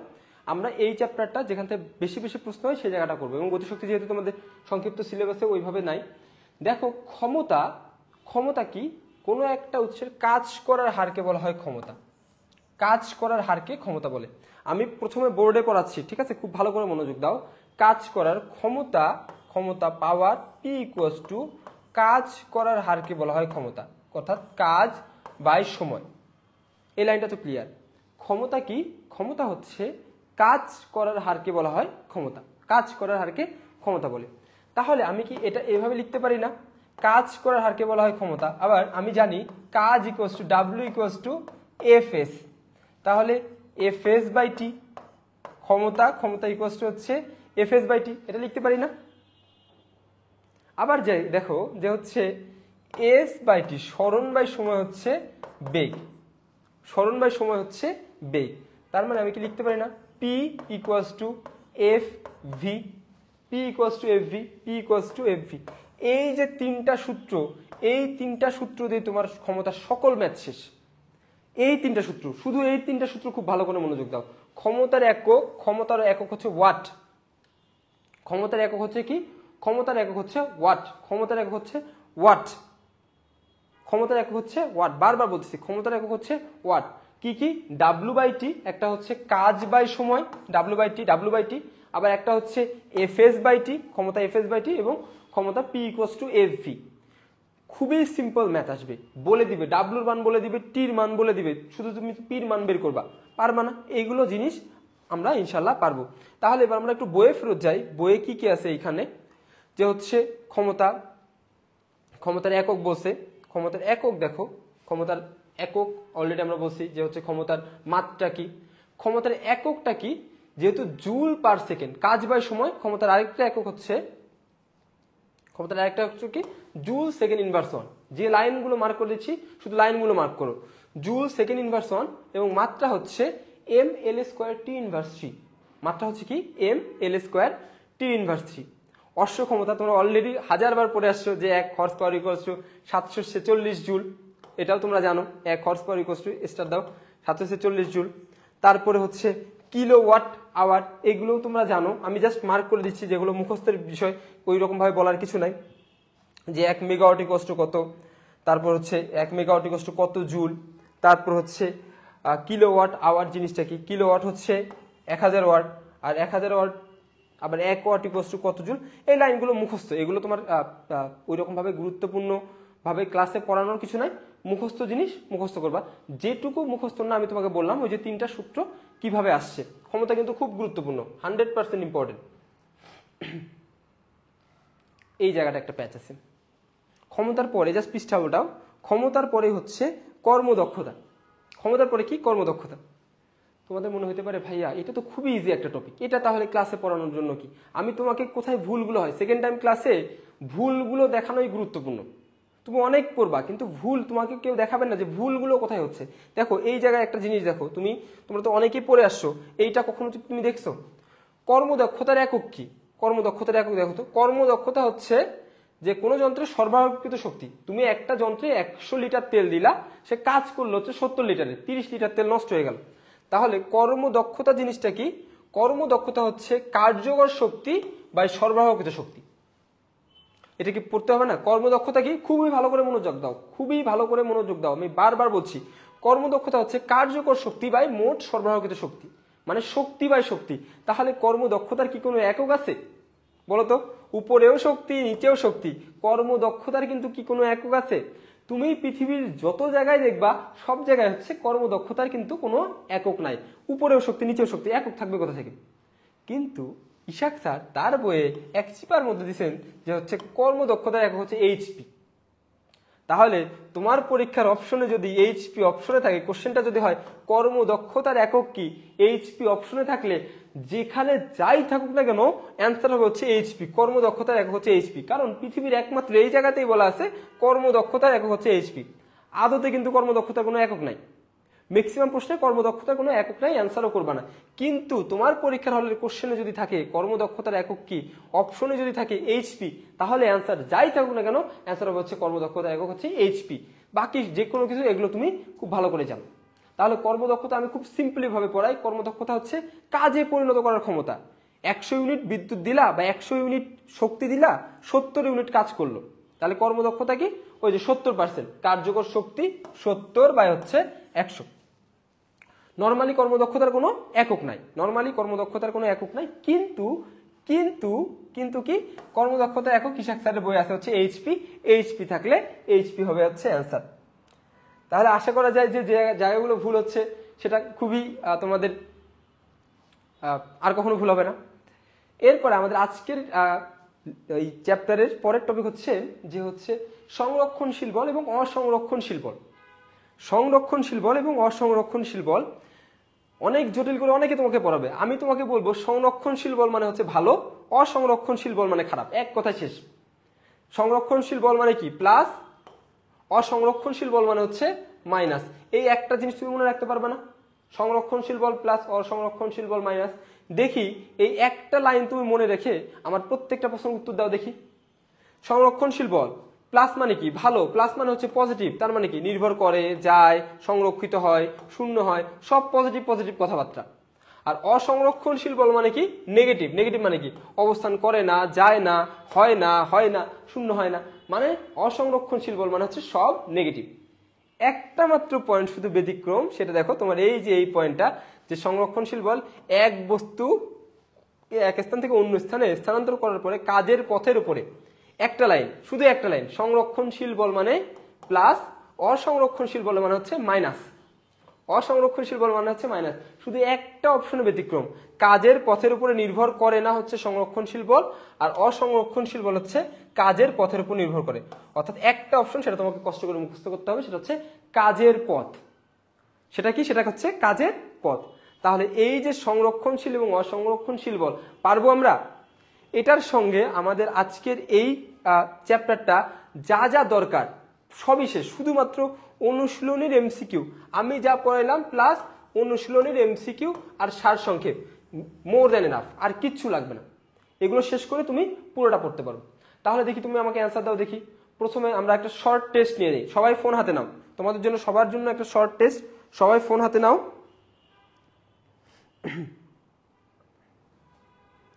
সবাই ফোন হাতে নাও। আমি তোমাদেরকে রিকোয়েস্ট করব যে কোনো প্রশ্ন থাকলে ক্লাসের পরে, না হলে তুমি একটা জিনিস বুঝতে যে তুমি হচ্ছে ক্লাসে পিছিয়ে যাবা। সবাই ফোন হাতে নাও, সবার জন্য প্রশ্ন, প্রথম থেকে আমরা যত দ্রুত সম্ভব। আচ্ছা বলো তো কাজের একক কি? কাজের একক কি? কাজের একক সবাই কমেন্ট করো। কাজের অভিকর্ষীয় একক কি?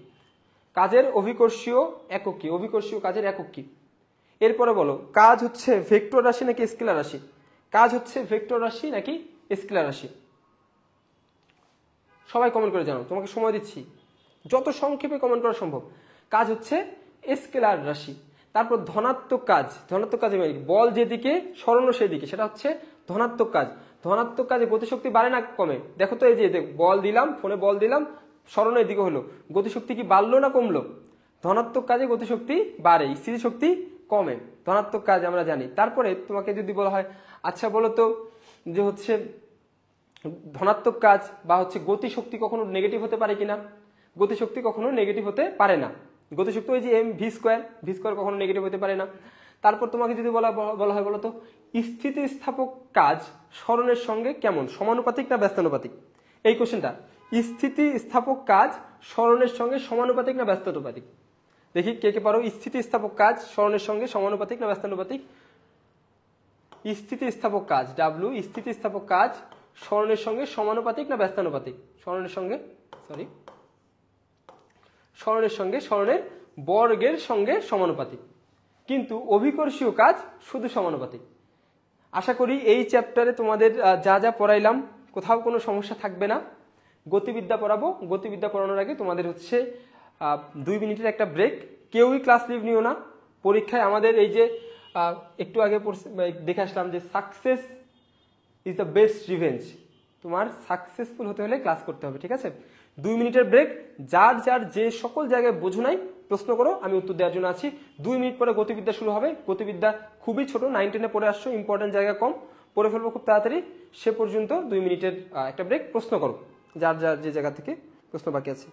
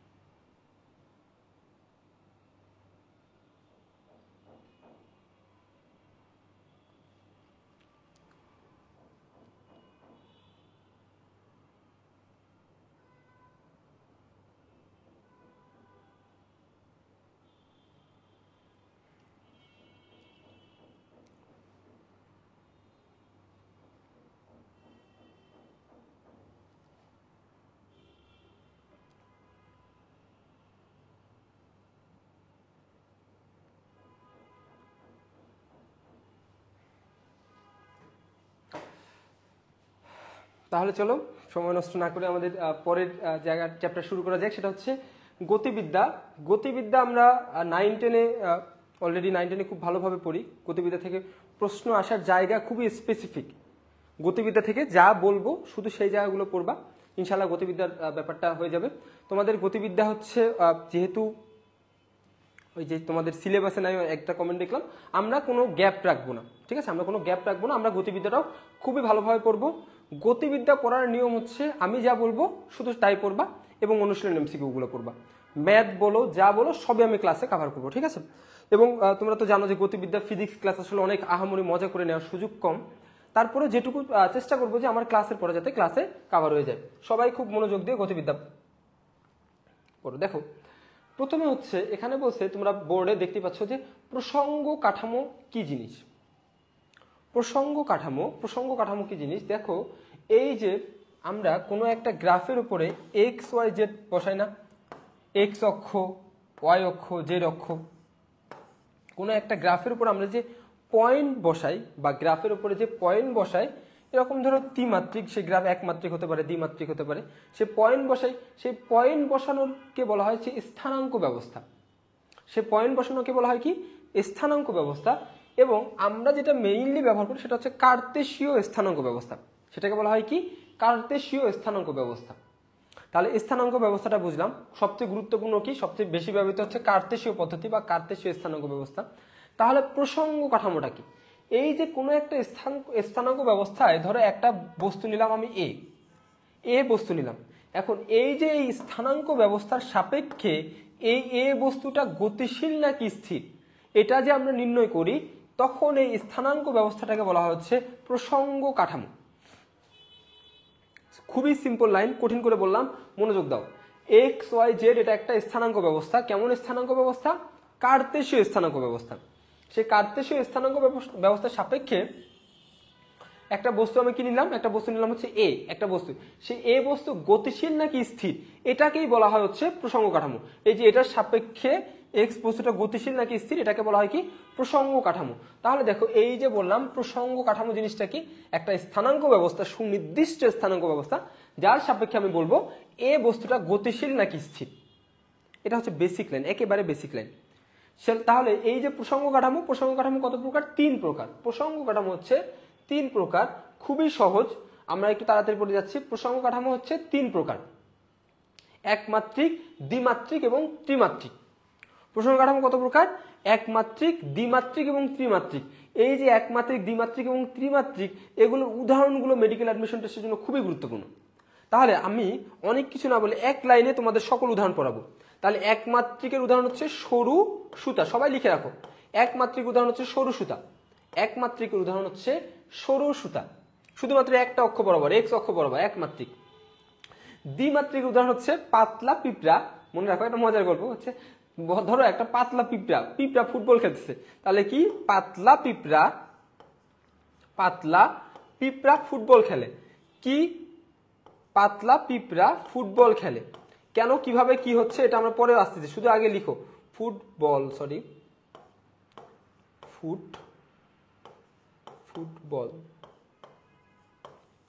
পাতলা পিঁপড়া ফুটবল খেলে। পাতলা পিঁপড়া কি খেলে? ফুটবল খেলে। এগুলো হচ্ছে দুই মাত্রিক। দ্বিতীয়, এটা হচ্ছে এক মাত্রিক। এবং আল্লাহর দুনিয়াতে যা আছে বাকি সব হচ্ছে ত্রিমাত্রিক। তাহলে তোমাকে যদি বলা হয় একমাত্রিক, দ্বিমাত্রিক এবং ত্রিমাত্রিকের উদাহরণগুলো বলো, তাহলে তোমার কি আর কখনো ভুল হবে? দেখো, আমি ইশাক স্যারের বই, তপন স্যারের বই, সবগুলো বই তোমাদের একসঙ্গে পড়াচ্ছি, যাতে তোমার কোনো জায়গাটা মিস না হয়। দেখো, একমাত্রিকের কি? একমাত্রিকের হচ্ছে সরু সুতা। তার মানে কি? উদাহরণগুলো দেখো, সরু সুতা, সরু দণ্ড, সরু সুতা, সরু শব্দটা আছে এবং সুতা শব্দটা আছে, এই দুইটা শব্দের একটা থাকলে হচ্ছে একমাত্রিক। দ্বিমাত্রিকের ক্ষেত্রে কি বললাম বলতো? দ্বিমাত্রিকের ক্ষেত্রে বললাম হচ্ছে পাতলা পিঁপড়া ফুটবল খেলে। তার মানে কি? ফুটবল, ফুটবলের গতি, পাতলা কাগজ, পাতলা পাত, পাতলা টিন এবং পিঁপড়ার গতি। ফুটবলের গতি, পিঁপড়ার গতি এবং যে কোনো পাতলা, পাতলা পাত, পাতলা কাগজ, এগুলো হচ্ছে দ্বিমাত্রিক গতির উদাহরণ। বাকি আল্লাহর দুনিয়ায় যা কিছু আছে সব হচ্ছে ত্রিমাত্রিকের উদাহরণ। তাহলে কি আর ভুল হবে? প্রসঙ্গ কাঠামো কি? ওই যার সাপেক্ষে আমি বস্তুটা গতিশীল না স্থিতিশীল এটা নির্ণয় করি। প্রসঙ্গ কাঠামো তিন প্রকার: একমাত্রিক, দ্বিমাত্রিক, তিনমাত্রিক বা ত্রিমাত্রিক। প্রসঙ্গ কাঠামোগুলোর উদাহরণ খুবই গুরুত্বপূর্ণ। একমাত্রিক উদাহরণ কি? একমাত্রিক উদাহরণ হচ্ছে সরু সুতা, সরু সুতা।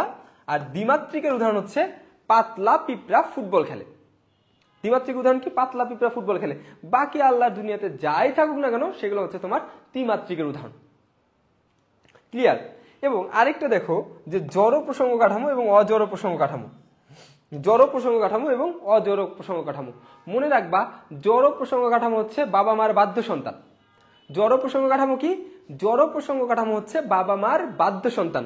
তাহলে তোমাকে কি আর যদি প্রশ্ন করি তাহলে কি কষ্ট করে উত্তর দিতে হবে? দেখি তোমাদের আইকিউ কেমন। তোমাকে প্রশ্ন করবো, তোমরা উত্তর দাও। বাবা মার বাধ্য সন্তান তোমাদের জন্য ক্লু। তোমাকে যদি বলি, আচ্ছা বলো তো, বাবা মার বাধ্য সন্তান নিউটনের সূত্র মেনে চলবে না মেনে চলবে না? অবভিয়াসলি মেনে চলবে।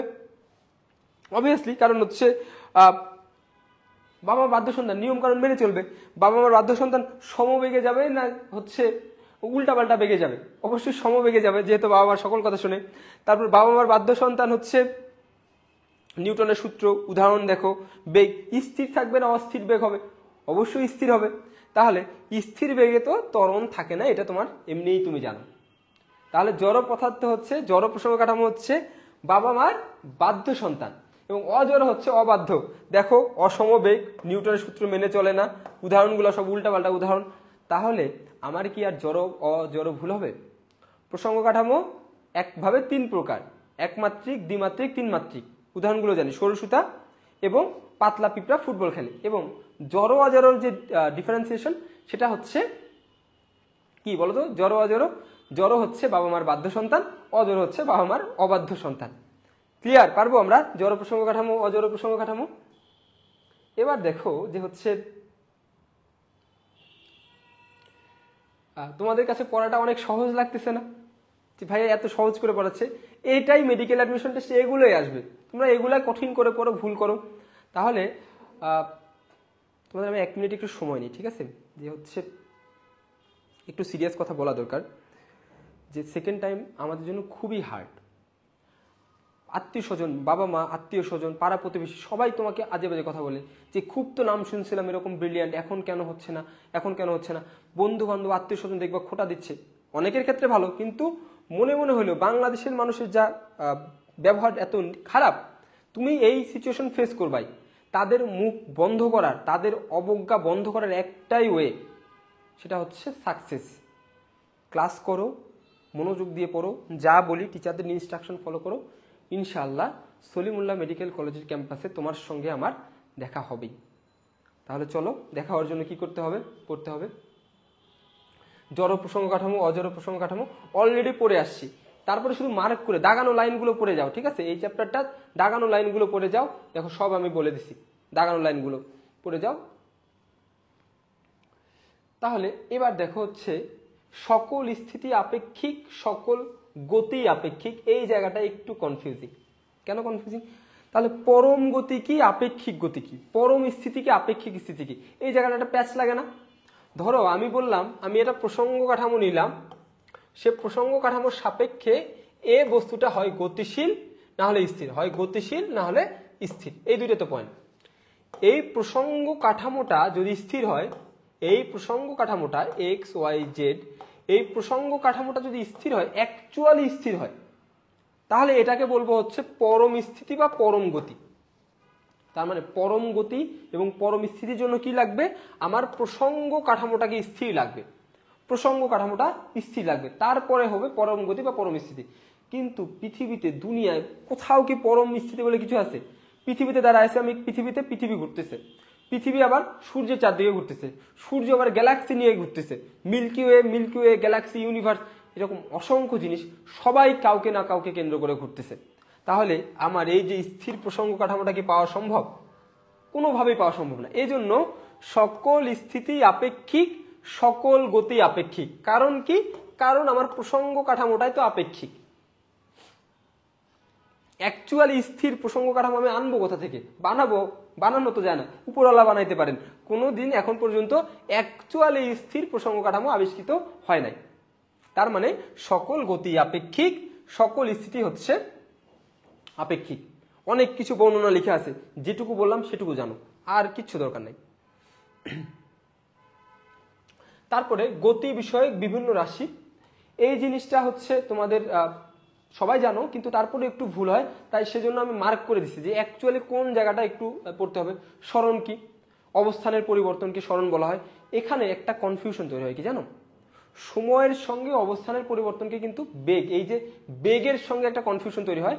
কিন্তু মনে রাখবা, আমাদের ইশাক স্যারের বইয়ে যা আছে তাই কারেক্ট, কিছুই করার নাই, কিছুই করার নাই। কথা কি ক্লিয়ার? যারা বোঝো না, যারা বুঝতে পারছো না, তাদের জন্য আমি খুবই পরিষ্কার ক্লিয়ার কাট কথা বলে দিলাম। ইশাক স্যারের বইয়ে যা আছে সেটাই কারেক্ট। কোশ্চেন ইশাক স্যারের বই থেকে হয়, কিছু কিছু প্রশ্ন তপন স্যারের বই থেকে হয়, অনুশীলনের এমসিকিউ। সুতরাং এখানে কোনো কনফিউশন রাখা যাবে না, যেহেতু তোমরা সেকেন্ড টাইম পরীক্ষা দিচ্ছ। স্মরণের একক ও মাত্রা, স্মরণের একক আমরা জানি মিটার, স্মরণের মাত্রা হচ্ছে এল, এটা আমরা অলরেডি পড়ে আসছি। এবার আমরা শুধু হচ্ছে একটা একটা করে স্লাইড উল্টাবো এবং লাইনগুলো আমরা দেখে যাব। এই ম্যাথটা তোমরা পারবা? পারা উচিত, এটা খুব সহজ ম্যাথ। এমনি রাখা যে এরকম ম্যাথ কিছু চলে আসে, সেটা হচ্ছে সূর্যোদয়ের দিকে গেল হচ্ছে 12 মিটার, 12 মিটার যাওয়ার পরে এক ব্যক্তি উত্তর দিকে গেল হচ্ছে 5 মিটার। সূর্যোদয়, ধরো এটা ইস্ট, সূর্যোদয়ের দিকে গেল হচ্ছে 12 মিটার, তারপর উত্তর দিকে গেল হচ্ছে 5 মিটার। তাহলে কত দূরত্ব হবে? এই যে এটা একটা সমকোণী ত্রিভুজ, 5 স্কোয়ার প্লাস 12 স্কোয়ার, এটা হচ্ছে 13 অ্যান্সার। 5 স্কোয়ার মানে হচ্ছে 144 যোগ হচ্ছে 25, 169, যেটাকে বর্গ করলে হয় হচ্ছে 13। মানে এটা এখানে ম্যাথ করানোর কিছু না, তারপরেও তোমাদের একটু মেন্টাল স্যাটিসফ্যাকশনের জন্য, এটা এরকম গুরুত্বপূর্ণ না, আসে না, তাও তোমাকে জাস্ট দেখাই দিলাম, এটা একবার আসছে যেহেতু। তারপর দ্রুতি কি? একক সময় যে দূরত্ব অতিক্রম করে সেটাকে দ্রুতি বলা হয়। দ্রুতি মানে কি? দ্রুতি মানে বেগের সঙ্গে দ্রুতির পার্থক্য কি? বেগের দিক আছে, দ্রুতি বা স্পিডে কোনো দিক নাই। ইংলিশ টার্মগুলো কিন্তু লাগবে, ইংলিশ টার্মগুলো এই জায়গাটা আমি একটু তাড়াতাড়ি বলেছি, মার্ক করে নাও। তোমাদের এই জায়গার কাজ হচ্ছে বাসায় যে মুখস্থ করা এবং শুধু মার্ক করে নেওয়া। দ্রুতি কি, তারপর হচ্ছে দ্রুতি গড় কি, গড়ের স্পিডের গড়টাই হচ্ছে এভারেজ স্পিড, বোঝার অতিরিক্ত বোঝার কিছু না এখানে। তারপর হচ্ছে তাৎক্ষণিক গতি বা তাৎক্ষণিক দ্রুতি, এই জিনিসটা একটু গুরুত্বপূর্ণ, একটা শব্দ মনে রাখতে হবে। দেখো, সময়ের ব্যবধান শূন্যের কাছাকাছি, কোনো একটা সময়ের ব্যবধান শূন্যের কাছে মানে তাৎক্ষণিক, হঠাৎ এরকম তুরিতে হঠাৎ কোনো একটা সময়ের সঙ্গে বস্তুর দূরত্বের পরিবর্তনের হারকে তাৎক্ষণিক দ্রুত বলে। মানে সময়ের ব্যবধান শূন্যের কাছাকাছি, এই লাইনটা মনে রাখবা, সময়ের ব্যবধান শূন্যের কাছাকাছি। গড় বেগ আমরা জানি, গড় বেগ জিনিস বেগের গড়। তারপর হচ্ছে তাৎক্ষণিক বেগ, সময়ের ব্যবধান শূন্যের কাছাকাছি, সেই সময়ের বেগকে বলা হয় তাৎক্ষণিক বেগ। অবশ্যই তোমরা কিন্তু এই ইয়াটা করে রাখবা, ঠিক আছে? এই পিডিএফটা মার্ক করে দিচ্ছি, পিডিএফটা তোমাদের সঙ্গে রাখবা। এগুলো বোঝানোর কিছু নাই, তোমাদের বোঝানোর জায়গাটা আমরা একটু পরে যাচ্ছি। মধ্যবেগ, তারপর তাৎক্ষণিক বেগ যেগুলো আমরা বললাম, তারপর হচ্ছে আপেক্ষিক বেগ, এটাও আমরা অলরেডি বললাম। সমবেগ কি? বেগের পরিবর্তন হচ্ছে না, বেগ সবসময় একই রকম থাকতেছে, এটাকে বলা হচ্ছে সমবেগ। বই কিন্তু serial by serial, step by step আমি যাচ্ছি। তারপর ইনস্ট্যান্টেনিয়াস এক্সিলারেশন বা তাৎক্ষণিক এক্সিলারেশন কি, এগুলো আমরা সবগুলো পড়ে ফেলব, ঠিক আছে? এই লাইনটা পড়বা। সমবেগ, তাৎক্ষণিক বেগ, সমত্বরণ, ত্বরণের কোনো পরিবর্তন হচ্ছে না, এটাই হচ্ছে সমত্বরণ। এবং ত্বরণের পরিবর্তন হচ্ছে, ত্বরণ ভিন্ন ভিন্ন, এটা হচ্ছে অসমত্বরণ। মানে এই জায়গাগুলো না, মানে না পড়াইলে না রাখলে তোমার মনের মধ্যে একটু ইয়া লাগবে, খুঁতখুত লাগবে, ভাইয়া এতগুলো জিনিস পড়াইলো না। সেজন্য আমি জাস্ট একটু তোমাদের দেখাইলাম। আমাদের মূল জায়গাটা এবার আসবে, দেখো। তারপরে পৃষ্ঠাগুলো উল্টাও তো, দেখো তো বেশ কিছু সূত্র, ডেরিভেশন, অনেক কিছু না। গতিবিদ্যার এই জায়গাটা খুবই কঠিন মনে হয় অনেকের কাছে।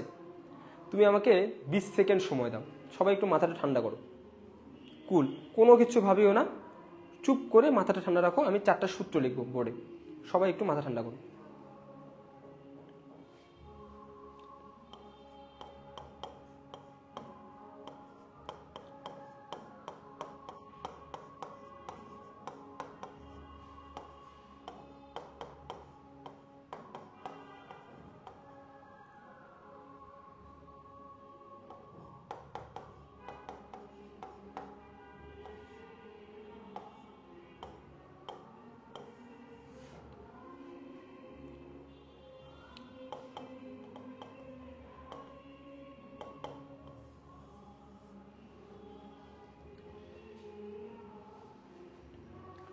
এই 4টা সূত্র ক্লিয়ার? দেখো, রেডি? আমাদের এই চ্যাপ্টারের মোস্ট ইম্পর্টেন্ট জায়গায় আমরা প্রবেশ করছি। 4টা সূত্র, কিচ্ছু না, শুধু 4টা সূত্র মুখস্থ করতে বলবো। সবাই আমার সঙ্গে 4টা সূত্র এবং 2টা ট্রিক্স আমি বলবো, এই চ্যাপ্টার শেষ। সবাই আমরা মনে করব, তারপরে এই চ্যাপ্টার সবচেয়ে কঠিন ম্যাথটা করব, তারপরে দেখবো যে আমি সব কিছু পারি কিনা। প্রথমে আমরা সূত্র মুখস্থ করি। সবাই আমার সঙ্গে একসঙ্গে বলো তো, এস ইকুয়ালস টু ভিটি। সবাই একসঙ্গে বলি, এস ইকুয়ালস টু ভিটি। আবার এস ইকুয়ালস টু ভিটি। এরপরে হচ্ছে s equals to u t plus half a t square. আমি যদিও দেখতে পাচ্ছি না তোমরা অফলাইনে আমার সঙ্গে বলছো কিনা, তারপরে আমি আশা করি আমার প্রত্যেকটি স্টুডেন্ট আমার ইনস্ট্রাকশন ফলো করবে। S equals to u t plus half a t square. S equals to কি? U t plus half a t square. আবার s equals to v t, s equals to u t plus half a t square. আবার v square equals to u square plus 2as, v square equals to u square plus 2as। আবার v equals to u plus a t. 4টা সূত্র মুখস্থ করতে পারবা না? কয়বার পড়াইলাম 4টা সূত্র, 4টা সূত্র। এবার দেখো, এই চ্যাপ্টারে সকল ম্যাথ করার একটা খুবই সূক্ষ্ম একটা টেকনিক আছে, 3টা পয়েন্ট। তারপরে তুমি যে ম্যাথ দিবে তোমাকে, তুমি সেই ম্যাথই পারবা। প্রথম পয়েন্ট দেখো, এই গতির ম্যাথে ভি অথবা ইউ একটা 0 হবে। ভি অথবা ইউ হচ্ছে একটা 0 হবে। ধরো একটা গাড়ি চলতেছে চলতেছে চলতেছে চলতেছে চলতেছে চলতেছে, হুট করে তুমি থেমে গেল, থামায় ফেললা গাড়িটাকে। তার মানে কি? আদি বেগ একটা ছিল, শেষ বেগ ভি ইকুয়ালস টু 0। গাড়ি চলতেছে চলতেছে থেমে গেল, ব্রেক করলা, তার মানে ভি ইকুয়ালস টু 0। তাহলে এই সূত্রে ভি ইকুয়ালস টু, তোমার প্রথম কাজ হচ্ছে ইউ অথবা ভি এর মধ্যে একটা 0 বের করা। এটা হচ্ছে প্রথম কাজ, ইউ অথবা ভি এর মধ্যে একটা 0 বের করা। দ্বিতীয় কাজ কি? ধরো গাড়িটা চলতেছে চলতেছে চলতেছে, হুট করে ব্রেক করলা, তার মানে কি? গাড়ির যে হচ্ছে ত্বরণ আস্তে আস্তে কমে গেল না? হুট করে ব্রেক করা মানে কি? গাড়ি চলতেছিল, হুট করে থেমে গেল, গতি কমে গেল, মানে মন্দন হইল না? পজিটিভ ত্বরণ হচ্ছে ত্বরণ, আর নেগেটিভ ত্বরণ হচ্ছে মন্দন। তার মানে এই যে এর মানটা হবে হচ্ছে নেগেটিভ। তার মানে তোমার দ্বিতীয় স্টেপ কি? দ্বিতীয় স্টেপ হচ্ছে ত্বরণ না মন্দন এটা বের করা। দ্বিতীয় স্টেপ কি বুঝলা? যে ধরো গাড়ি চলতেছিল হুট করে গাড়ি ব্রেক করলা মানে গাড়ির ত্বরণ তো হচ্ছে নেগেটিভ, এটাকে বলা হয় মন্দন। তাহলে সূত্রটা চেঞ্জ হয়ে যাবে না? এস ইকুয়ালস টু ইউটি, এই প্লাসের জায়গায় মাইনাস হাফ এটি স্কোয়ার। আবার v square equals to u square minus 2as। এই 2টা পয়েন্ট কি ক্লিয়ার? 2টা টেকনিক, কখন ইউ 0 হবে, কখন ভি 0 হবে, এবং কখন এ পজিটিভ হবে না নেগেটিভ হবে। এইটুকু যদি তুমি বোঝো, কোনো গতির ম্যাথে তুমি কখনোই আটকাবা না। সবচেয়ে কঠিন ম্যাথটা দেখবো আমরা, ঠিক আছে? দেখো সবচেয়ে কঠিন ম্যাথটা দেখি। আর সূত্র পড়লে যে অতিক্রান্ত কোনটা সমানুপাতিক ব্যস্তানুপাতিক, এগুলো আমরা ওই একবার সূত্র পড়েই পড়ে গেলাম।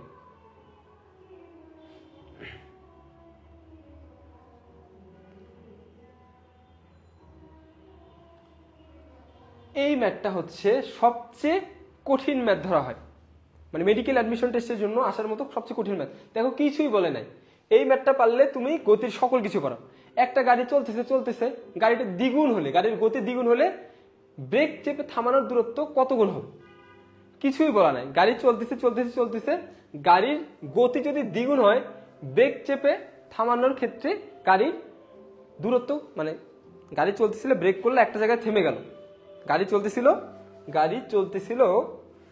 চলতেছিল, ব্রেক করলা একটা জায়গায় এসে থেমে গেল। কিন্তু গাড়ির গতি যদি দ্বিগুণ হইতো তখন একটা জায়গায় থেমে গেলে ব্রেক করলে কত দূর যে থামবে, এটা হচ্ছে প্রশ্ন। মানে কোশ্চেনের কোনো মানে মাথা মুন্ডু কিছু আছে? এত কঠিন লাগতেছে না? তোমাকে কি বলছি, তুমি দুইটা ট্রিক্স ফলো করবা। প্রথম দেখো তো, গাড়িতে ব্রেক চাপলে কি হয়? ব্রেক চাপলে হচ্ছে মন্দন। আমার সূত্র ছিল v² = u² প্লাস 2as, কিন্তু মন্দনের ক্ষেত্রে এটা মাইনাস হয়ে গেল। তাহলে আমার প্রথম ট্রিক্স কি? v² = u² - 2as। দ্বিতীয় ট্রিক্স কি ছিল? আমার ইউ অথবা ভি এটা 0 হবে। ব্রেক করা মানে কি? ব্রেক করা মানে শেষ বেগ 0 না? অর্থাৎ গাড়িটির শেষ বেগ হচ্ছে v = 0। তাহলে আমি কি বলতে পারি না, এই যে u² = এই 2as এই পাশে আসলে u² = 2as, u² কি? u² = 2as, অর্থাৎ u² সমানুপাতিক হচ্ছে s। কারণ আমরা যদি ব্রেকের জন্য হচ্ছে মন্দন ধ্রুবক, আমি যদি ব্রেক করি তাহলে হচ্ছে এর মানটা হচ্ছে কনস্ট্যান্ট থাকবে, এর মানটা কনস্ট্যান্ট, অর্থাৎ v² = s। অর্থাৎ দেখো v² = s, অর্থাৎ প্রাথমিক বেগ যদি দ্বিগুণ হয়, গাড়ি থামানোর দূরত্ব হবে 4 গুণ। দ্বিগুণ ওই যে v² = s, v² এর জায়গায় 2 বসাইলে 2 এর উপর বর্গ হচ্ছে s। তাহলে এটা সবচেয়ে কঠিন, এত কঠিন মেডিকেলে কখনোই আসে না। তারপরে কি এটা বুঝলা না? এটা বুঝলে তোমার কিন্তু আর কোনো টেনশন নাই। তাহলে সবাই একসঙ্গে আমরা সূত্রগুলো আগে মুখস্থ করি। সূত্র কি? s = vt। সূত্র কি? s = vt, s = ut plus half a t square. সবাই আমার সঙ্গে একসঙ্গে বলো, s = ut plus half a t square. আবার v² = u² প্লাস 2as, আবার v = u প্লাস at। চারটা সূত্র। পরের তোমার কাজ কি? পরের তোমার প্রথম কাজ হচ্ছে, একটা হচ্ছে কখন ভি অথবা ইউ 0 হবে, কখন এ মাইনাস হবে না প্লাস হবে। দেখবা যে সকল ম্যাথ পারো। মেডিকেল অ্যাডমিশন টেস্টে কি আসে জানো? একেবারে এক লাইনের ম্যাথ, ওগুলো তুমি এমনিই পারবা, সূত্র দিয়ে শুধু বসায় দিবা। গ্রাফ থেকে কোনো প্রশ্ন আসে না, যেহেতু আমরা জানি গ্রাফ থেকে কোনো প্রশ্ন আসে না, কিন্তু যে করে লাইন দাগানো আছে শুধু সেগুলো পড়বা। নট সো ইম্পর্টেন্ট, আসতে পারে, কিন্তু তোমার গ্রাফ কখনো তুলে দিয়ে বলবে না যে এটা কিসের গ্রাফ। ফিগার কখনো আসবে না, বুয়েটে কুয়েটে চুয়েটের প্রশ্ন কখনো আসবে না। সুতরাং এগুলো যেগুলো মার্ক করা আছে, মার্ক করা লাইনের বাদ দিয়ে আর কিছু পড়ো না।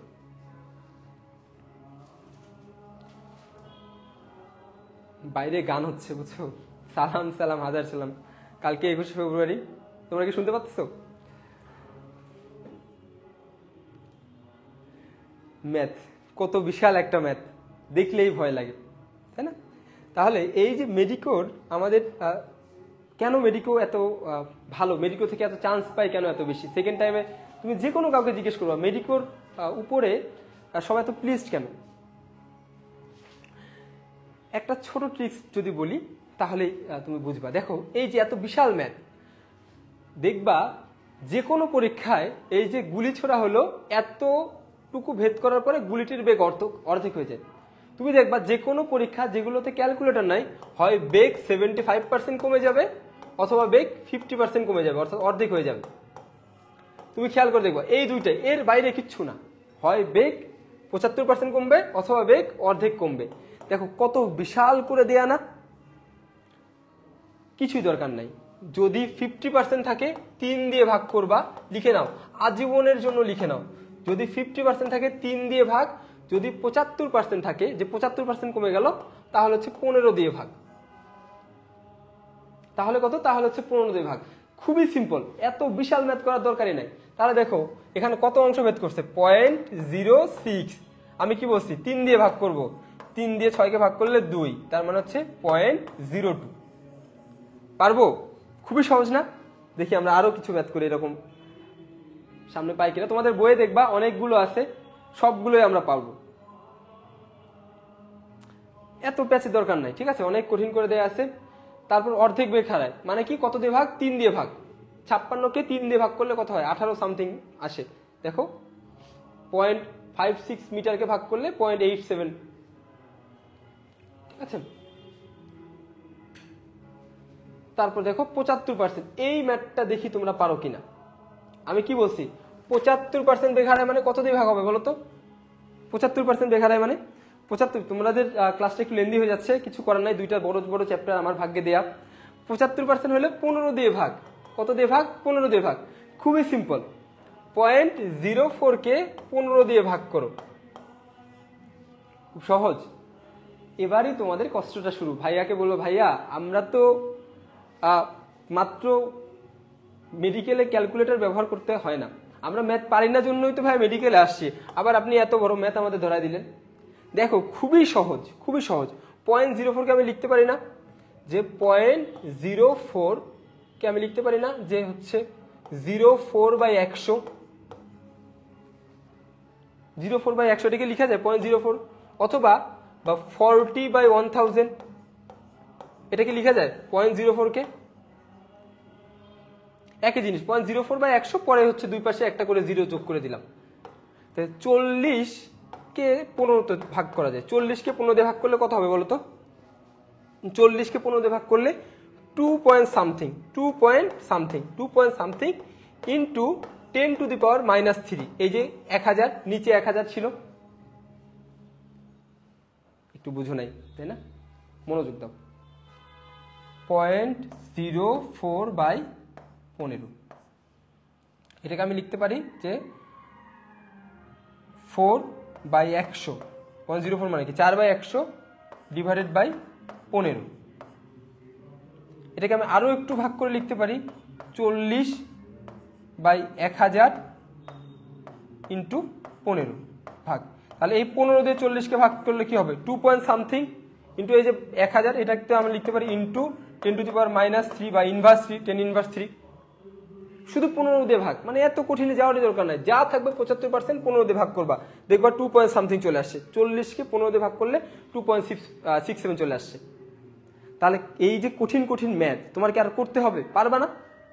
আমি বিশ্বাস করি আমার স্টুডেন্টরা আজকে ক্লাস যারা করতেছে, যদি তুমি ক্লাসটা মনোযোগ দিয়ে করো, আমি তোমাকে বললাম তুমি অবশ্যই পারবা।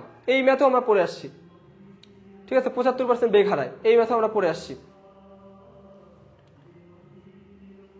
এখানে অনেক কঠিন করে দেয়া দরকার নাই, 15 দিয়ে ভাগ, সোজা কথা 15 দিয়ে ভাগ।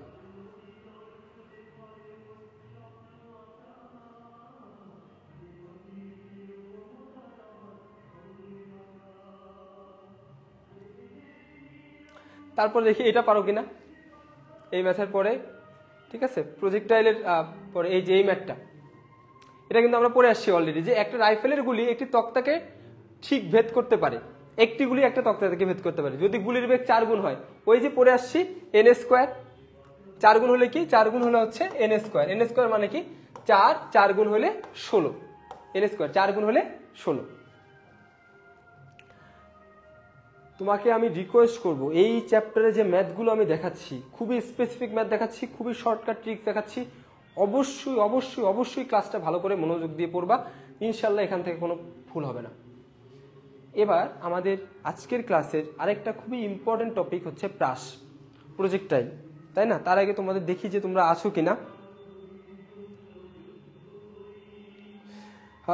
15%-এর 50%-এর জন্য হচ্ছে 3 দিয়ে ভাগ, আর হচ্ছে 75%-এর জন্য হচ্ছে 15 দিয়ে ভাগ, ঠিক আছে?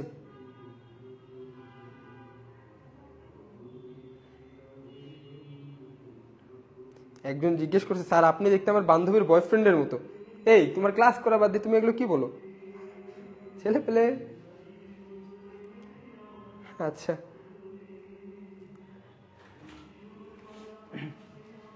দেখো এই যে প্রাসের যে ব্যাপারটা, প্রাসের দুইটা দিক আছে, একটা হচ্ছে থিওরিটিক্যাল দিক, একটা হচ্ছে ম্যাথমেটিক্যাল দিক। আমরা দুইটাই পড়বো, কিন্তু মনে রাখবা প্রাসের থিওরিটিক্যাল দিকটা মেডিকেল অ্যাডমিশন টেস্টের জন্য খুবই গুরুত্বপূর্ণ। অনেক কিছু দেয়া থাকবে, আমি তোমাকে কয়েকটা চার্ট দেখাই দিব, ঠিক আছে? এখানে ওই রকম ভাবে বোঝানোর মতো কিছু মেডিকেল অ্যাডমিশন টেস্টে আসে না, যেটুকু পড়তে বলবো সেটুকু পড়বা। প্রথমে আমরা প্রাস জিনিসটা কি সেটা একটা দেখি। দেখো প্রাসে অনেকগুলো রাশি দেয়া আছে না, যে হচ্ছে প্রক্ষেপণ বিন্দু, প্রক্ষেপণ পথ কি, খুবই সহজ। এই যে ধরো এটা প্রাস আঁকি আগে, দেখো দেখা যাচ্ছে না? এই যেটা একটা হচ্ছে প্রাস। এই যে কোনো একটা বস্তু উপর দিকে ছুড়লে, কোনো একটা বস্তু তুমি যদি উপর দিকে ছোড়ো, সেটা যদি একটা পথ অতিক্রম করে আরেকটা পয়েন্টে গেল না, খুবই সিম্পল, একটা পথ অতিক্রম করে আরেকটা পয়েন্টে আসলো। এই জিনিসটাকে আমরা প্রাস বলি। কোনো একটা বিন্দুকে ভূপৃষ্ঠের কাছাকাছি কোনো বিন্দু থেকে তির্যকভাবে নিক্ষেপ করলে তাকে আমরা প্রাস বলি। তির্যকভাবে নিক্ষেপ করি তাহলে পয়েন্টগুলো কি, যে পয়েন্ট থেকে নিক্ষেপ করলাম এটাকে বলা হয় প্রক্ষেপণ বিন্দু। যে পয়েন্ট থেকে নিক্ষেপ করলাম এটাকে বলা হয় প্রক্ষেপণ বিন্দু। যে পথটা, এই যে রাস্তাটা, এটাকে বলা হয় কি, প্রক্ষেপণ পথ, ট্রাজেক্টরি। যে রাস্তা সেটাকে বলা হচ্ছে প্রক্ষেপণ পথ। তারপর যে বেগে নিক্ষেপ করি এটাকে বলা হচ্ছে প্রক্ষেপণ বেগ। যে বেগে নিক্ষেপ করি এটাকে কি বলা হচ্ছে, এটাকে বলা হচ্ছে প্রক্ষেপণ বেগ। তারপরে এই যেটা বেগটা, তারপরে এই যে কোণটাতে নিক্ষেপ করি এটা হচ্ছে প্রক্ষেপণ কোণ। প্রক্ষেপণ কোণ তোমরা যারা কিছুই তোমার প্রাস সম্বন্ধে ধারণা নেই তাদের সঙ্গে একেবারে বেসিক কথাবার্তা। প্রক্ষেপণ বিন্দু, যে বেগে নিক্ষেপ করি প্রক্ষেপণ বেগ, যে কোণে নিক্ষেপ করি প্রক্ষেপণ কোণ, যে রাস্তা দিয়ে প্রাসটা যায় সেটাকে বলা হচ্ছে প্রক্ষেপণ পথ। আর এই যে দূরত্বটা এক পয়েন্ট থেকে আরেকটা পয়েন্ট এটাকে বলা হচ্ছে পাল্লা বা রেঞ্জ। পাল্লা বা রেঞ্জ। এবং এই যে উড়তে যতটুকু সময় লাগে এটাকে বলা হয় হচ্ছে টাইম পিরিয়ড বা উড্ডয়নকাল। তাহলে প্রাসের এই জায়গাটুকু ক্লিয়ার যে 6টা পয়েন্ট কোনটা কি কি, এই পয়েন্টটুকু তো ক্লিয়ার। তাহলে এবার প্রাস থেকে প্রশ্ন কি কি হয় এটা দেখি। দেখো আগে আমরা বোর্ডে দেখবো, তারপর তোমাকে একটা চার্ট দিব, ওই চার্ট থেকে প্রাসের সকল কোশ্চেন সমাধান। দেখো এই যে ওঠার সময় সর্বোচ্চ বিন্দুটা আছে না, সর্বোচ্চ বিন্দু হাইয়েস্ট পয়েন্ট, এই হাইয়েস্ট পয়েন্টে প্রাসের কিছু প্রশ্ন আছে।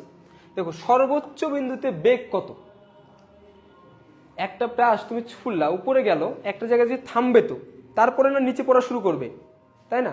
তার মানে উপরে উঠতেছিল, একটা পয়েন্টে যে থামবে তারপরে নিচে নামা শুরু করবে। অর্থাৎ নিশ্চয়ই ওই সর্বোচ্চ বিন্দু যে পয়েন্টটাতে প্রাসটা থামলো অর্থাৎ সর্বোচ্চ বিন্দু হচ্ছে বেগ ইকুয়ালস টু 0। প্রাসের সর্বোচ্চ বিন্দুতে 3টা লাইন বলবো, শুধু 3টা লাইন। সর্বোচ্চ বিন্দুতে বেগ ইকুয়ালস টু 0, সর্বোচ্চ বিন্দুতে। এবং সর্বোচ্চ বিন্দুতে প্রাসের গতি হচ্ছে একমাত্রিক। এই জায়গাটা প্যাচ লাগে। দেখো প্রত্যেকটা জায়গায় কি প্রাসের গতি 2 মাত্রিক না, উপরেও যাচ্ছে সামনেও যাচ্ছে, উপরেও যাচ্ছে আবার নিচেও আসতেছে সামনেও আসতেছে। দেখো সবখানে প্রাসের গতি হচ্ছে দ্বিমাত্রিক, সবখানে প্রাসের গতি দ্বিমাত্রিক। শুধুমাত্র সর্বোচ্চ বিন্দুতে প্রাসের গতি হচ্ছে একমাত্রিক। 3টা পয়েন্ট, সর্বোচ্চ বিন্দুতে প্রাসের গতি একমাত্রিক। আরেকটা পয়েন্ট আমি তোমাদেরকে সামনে খাতায় দেখাবো, যে এই যে দেখো যে হচ্ছে বেগ এবং ত্বরণের বিন্দুতে, সর্বোচ্চ বিন্দুতে বেগ এবং ত্বরণের মধ্যবর্তী কোণ হচ্ছে 90 ডিগ্রি। তাহলে প্রাসের সর্বোচ্চ বিন্দু নিয়ে শুধু 3টা লাইন তোমাকে মুখস্থ করতে বললাম। সর্বোচ্চ বিন্দুতে একমাত্রিক, বাকি সবখানে দ্বিমাত্রিক, প্রথম পয়েন্ট। দ্বিতীয় পয়েন্ট হচ্ছে সর্বোচ্চ বিন্দুতে হচ্ছে বেগ 0। তৃতীয় পয়েন্ট হচ্ছে সর্বোচ্চ বিন্দুতে বেগ এবং ত্বরণের মধ্যবর্তী কোণ হচ্ছে 90 ডিগ্রি। এইটুকু হচ্ছে তোমার মেডিকেল অ্যাডমিশন টেস্টের জন্য গুরুত্বপূর্ণ। আর সবার, তোমাদের যাদের মনে অনেক দুঃখ যে হ্যাঁ ভাইয়া আমার এইটুকু পড়ায়, আপনি আমাকে এইটুকু পড়াচ্ছেন, আমি তো অনেক পড়তে চাই, আমি জ্ঞানের বিদ্যার সাগর হতে চাই, তাদের জন্য এই যে 2টা চার্ট দেয়া আছে, প্রাসের বৈশিষ্ট্য, সর্বাধিক উচ্চতার বৈশিষ্ট্য। আমি যেটুকু বললাম শুধু সেটুকুই গুরুত্বপূর্ণ, বাকিগুলো তোমার মনে যদি চাই তুমি পড়তে পারো। সর্বাধিক উচ্চতার বৈশিষ্ট্য, অনেকগুলো বৈশিষ্ট্য দেয়া আছে, 2টা চার্ট।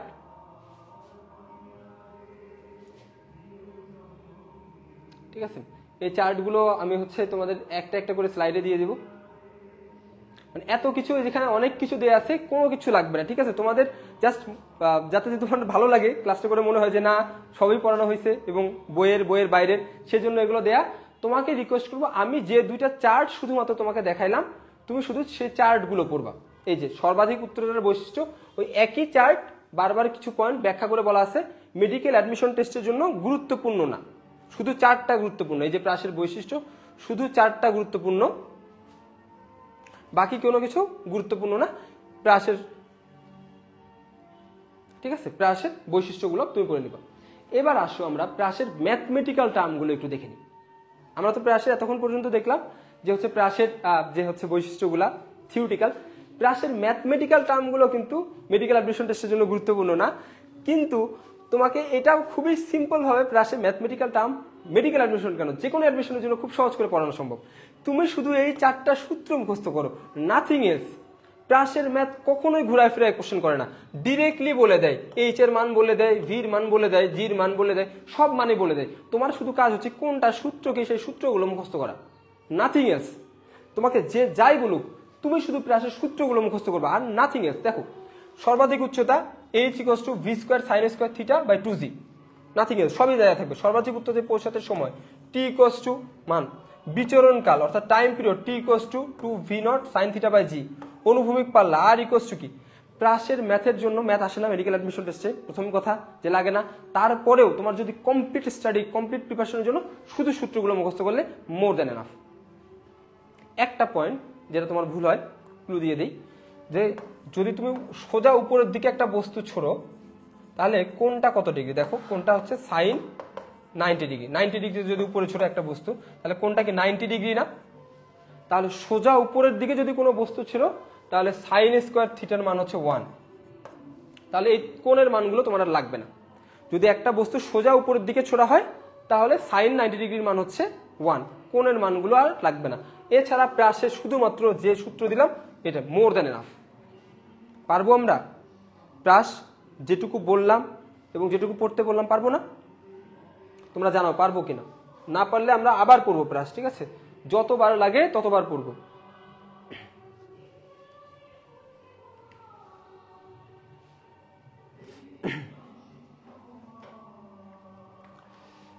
পরন্ত বস্তুর সূত্র, আমাদের ক্লাসের কঠিন টপিকটা আমরা পার হয়ে আসলাম। এখন হচ্ছে খুব সহজ জায়গাগুলো, এখন এগুলো খুব সহজভাবে পড়বো।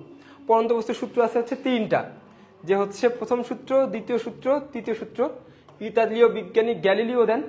সহজ করে বলি, প্রথম সূত্র হচ্ছে সমান সমান সমান সমান। পরন্ত বস্তুর প্রথম সূত্র হচ্ছে কি সমান সমান, সমান সময়ে সমান দূরত্ব অতিক্রম করে। পরন্ত বস্তুর দ্বিতীয় সূত্র কি, দ্বিতীয় সূত্র হচ্ছে ভি সমানুপাতিক টি।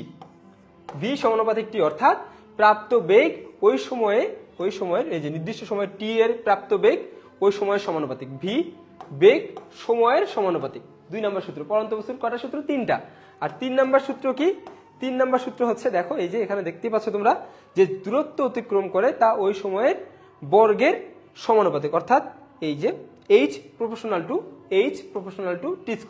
তাহলে পরন্ত বস্তুর সূত্র কি কঠিন করে মুখস্থ করতে হবে?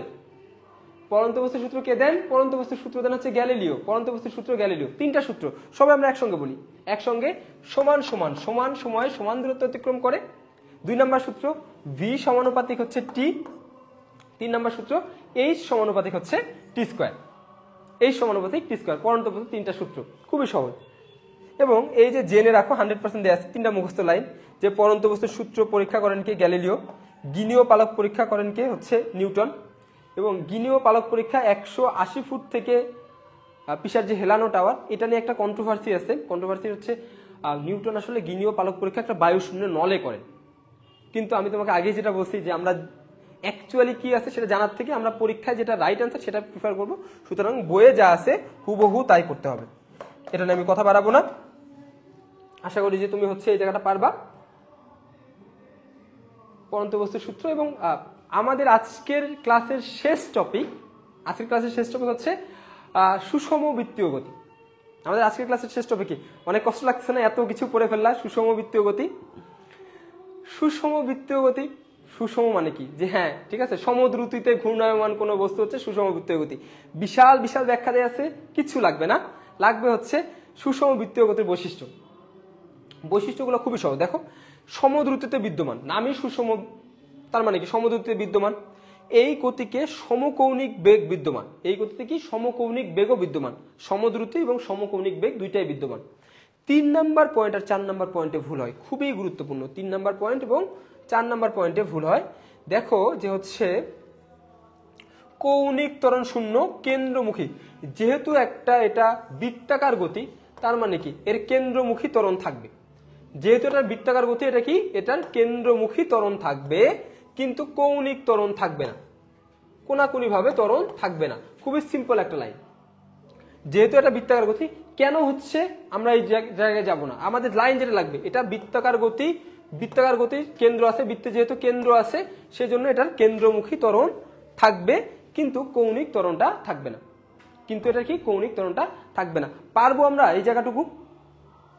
আশা করি আমরা এই জায়গাটা পারবো।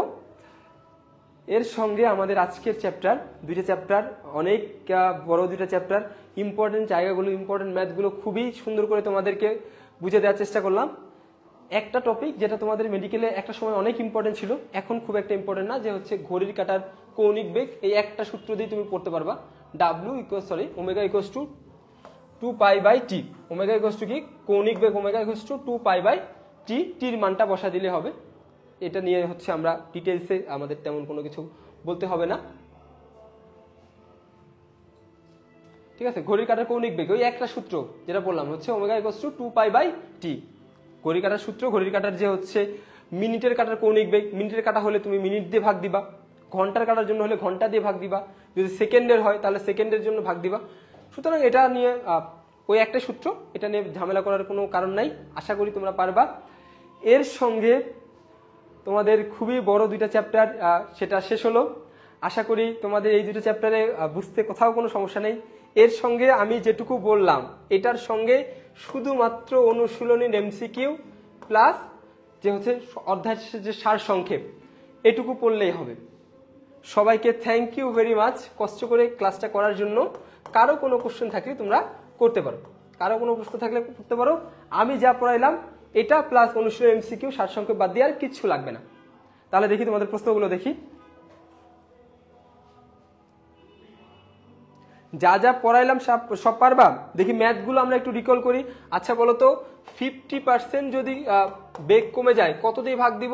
প্রত্যেকটা ম্যাথ আমরা একটু রিকল করি, ঠিক আছে। 50% যদি ভাগ হয় তাহলে আমরা কত দিয়ে ভাগ করব?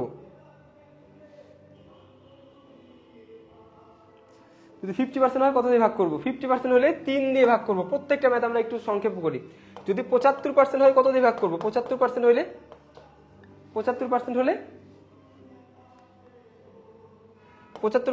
15 দিয়ে ভাগ করব, ঠিক আছে। 75% হলে 15 দিয়ে ভাগ করব।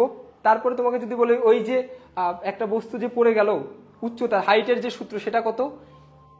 h ইকুয়ালস টু কত গুণ n+1 ইন্টু মধ্যবর্তী যে উচ্চতা, মধ্যবর্তী উচ্চতা h ইকুয়ালস টু n+1।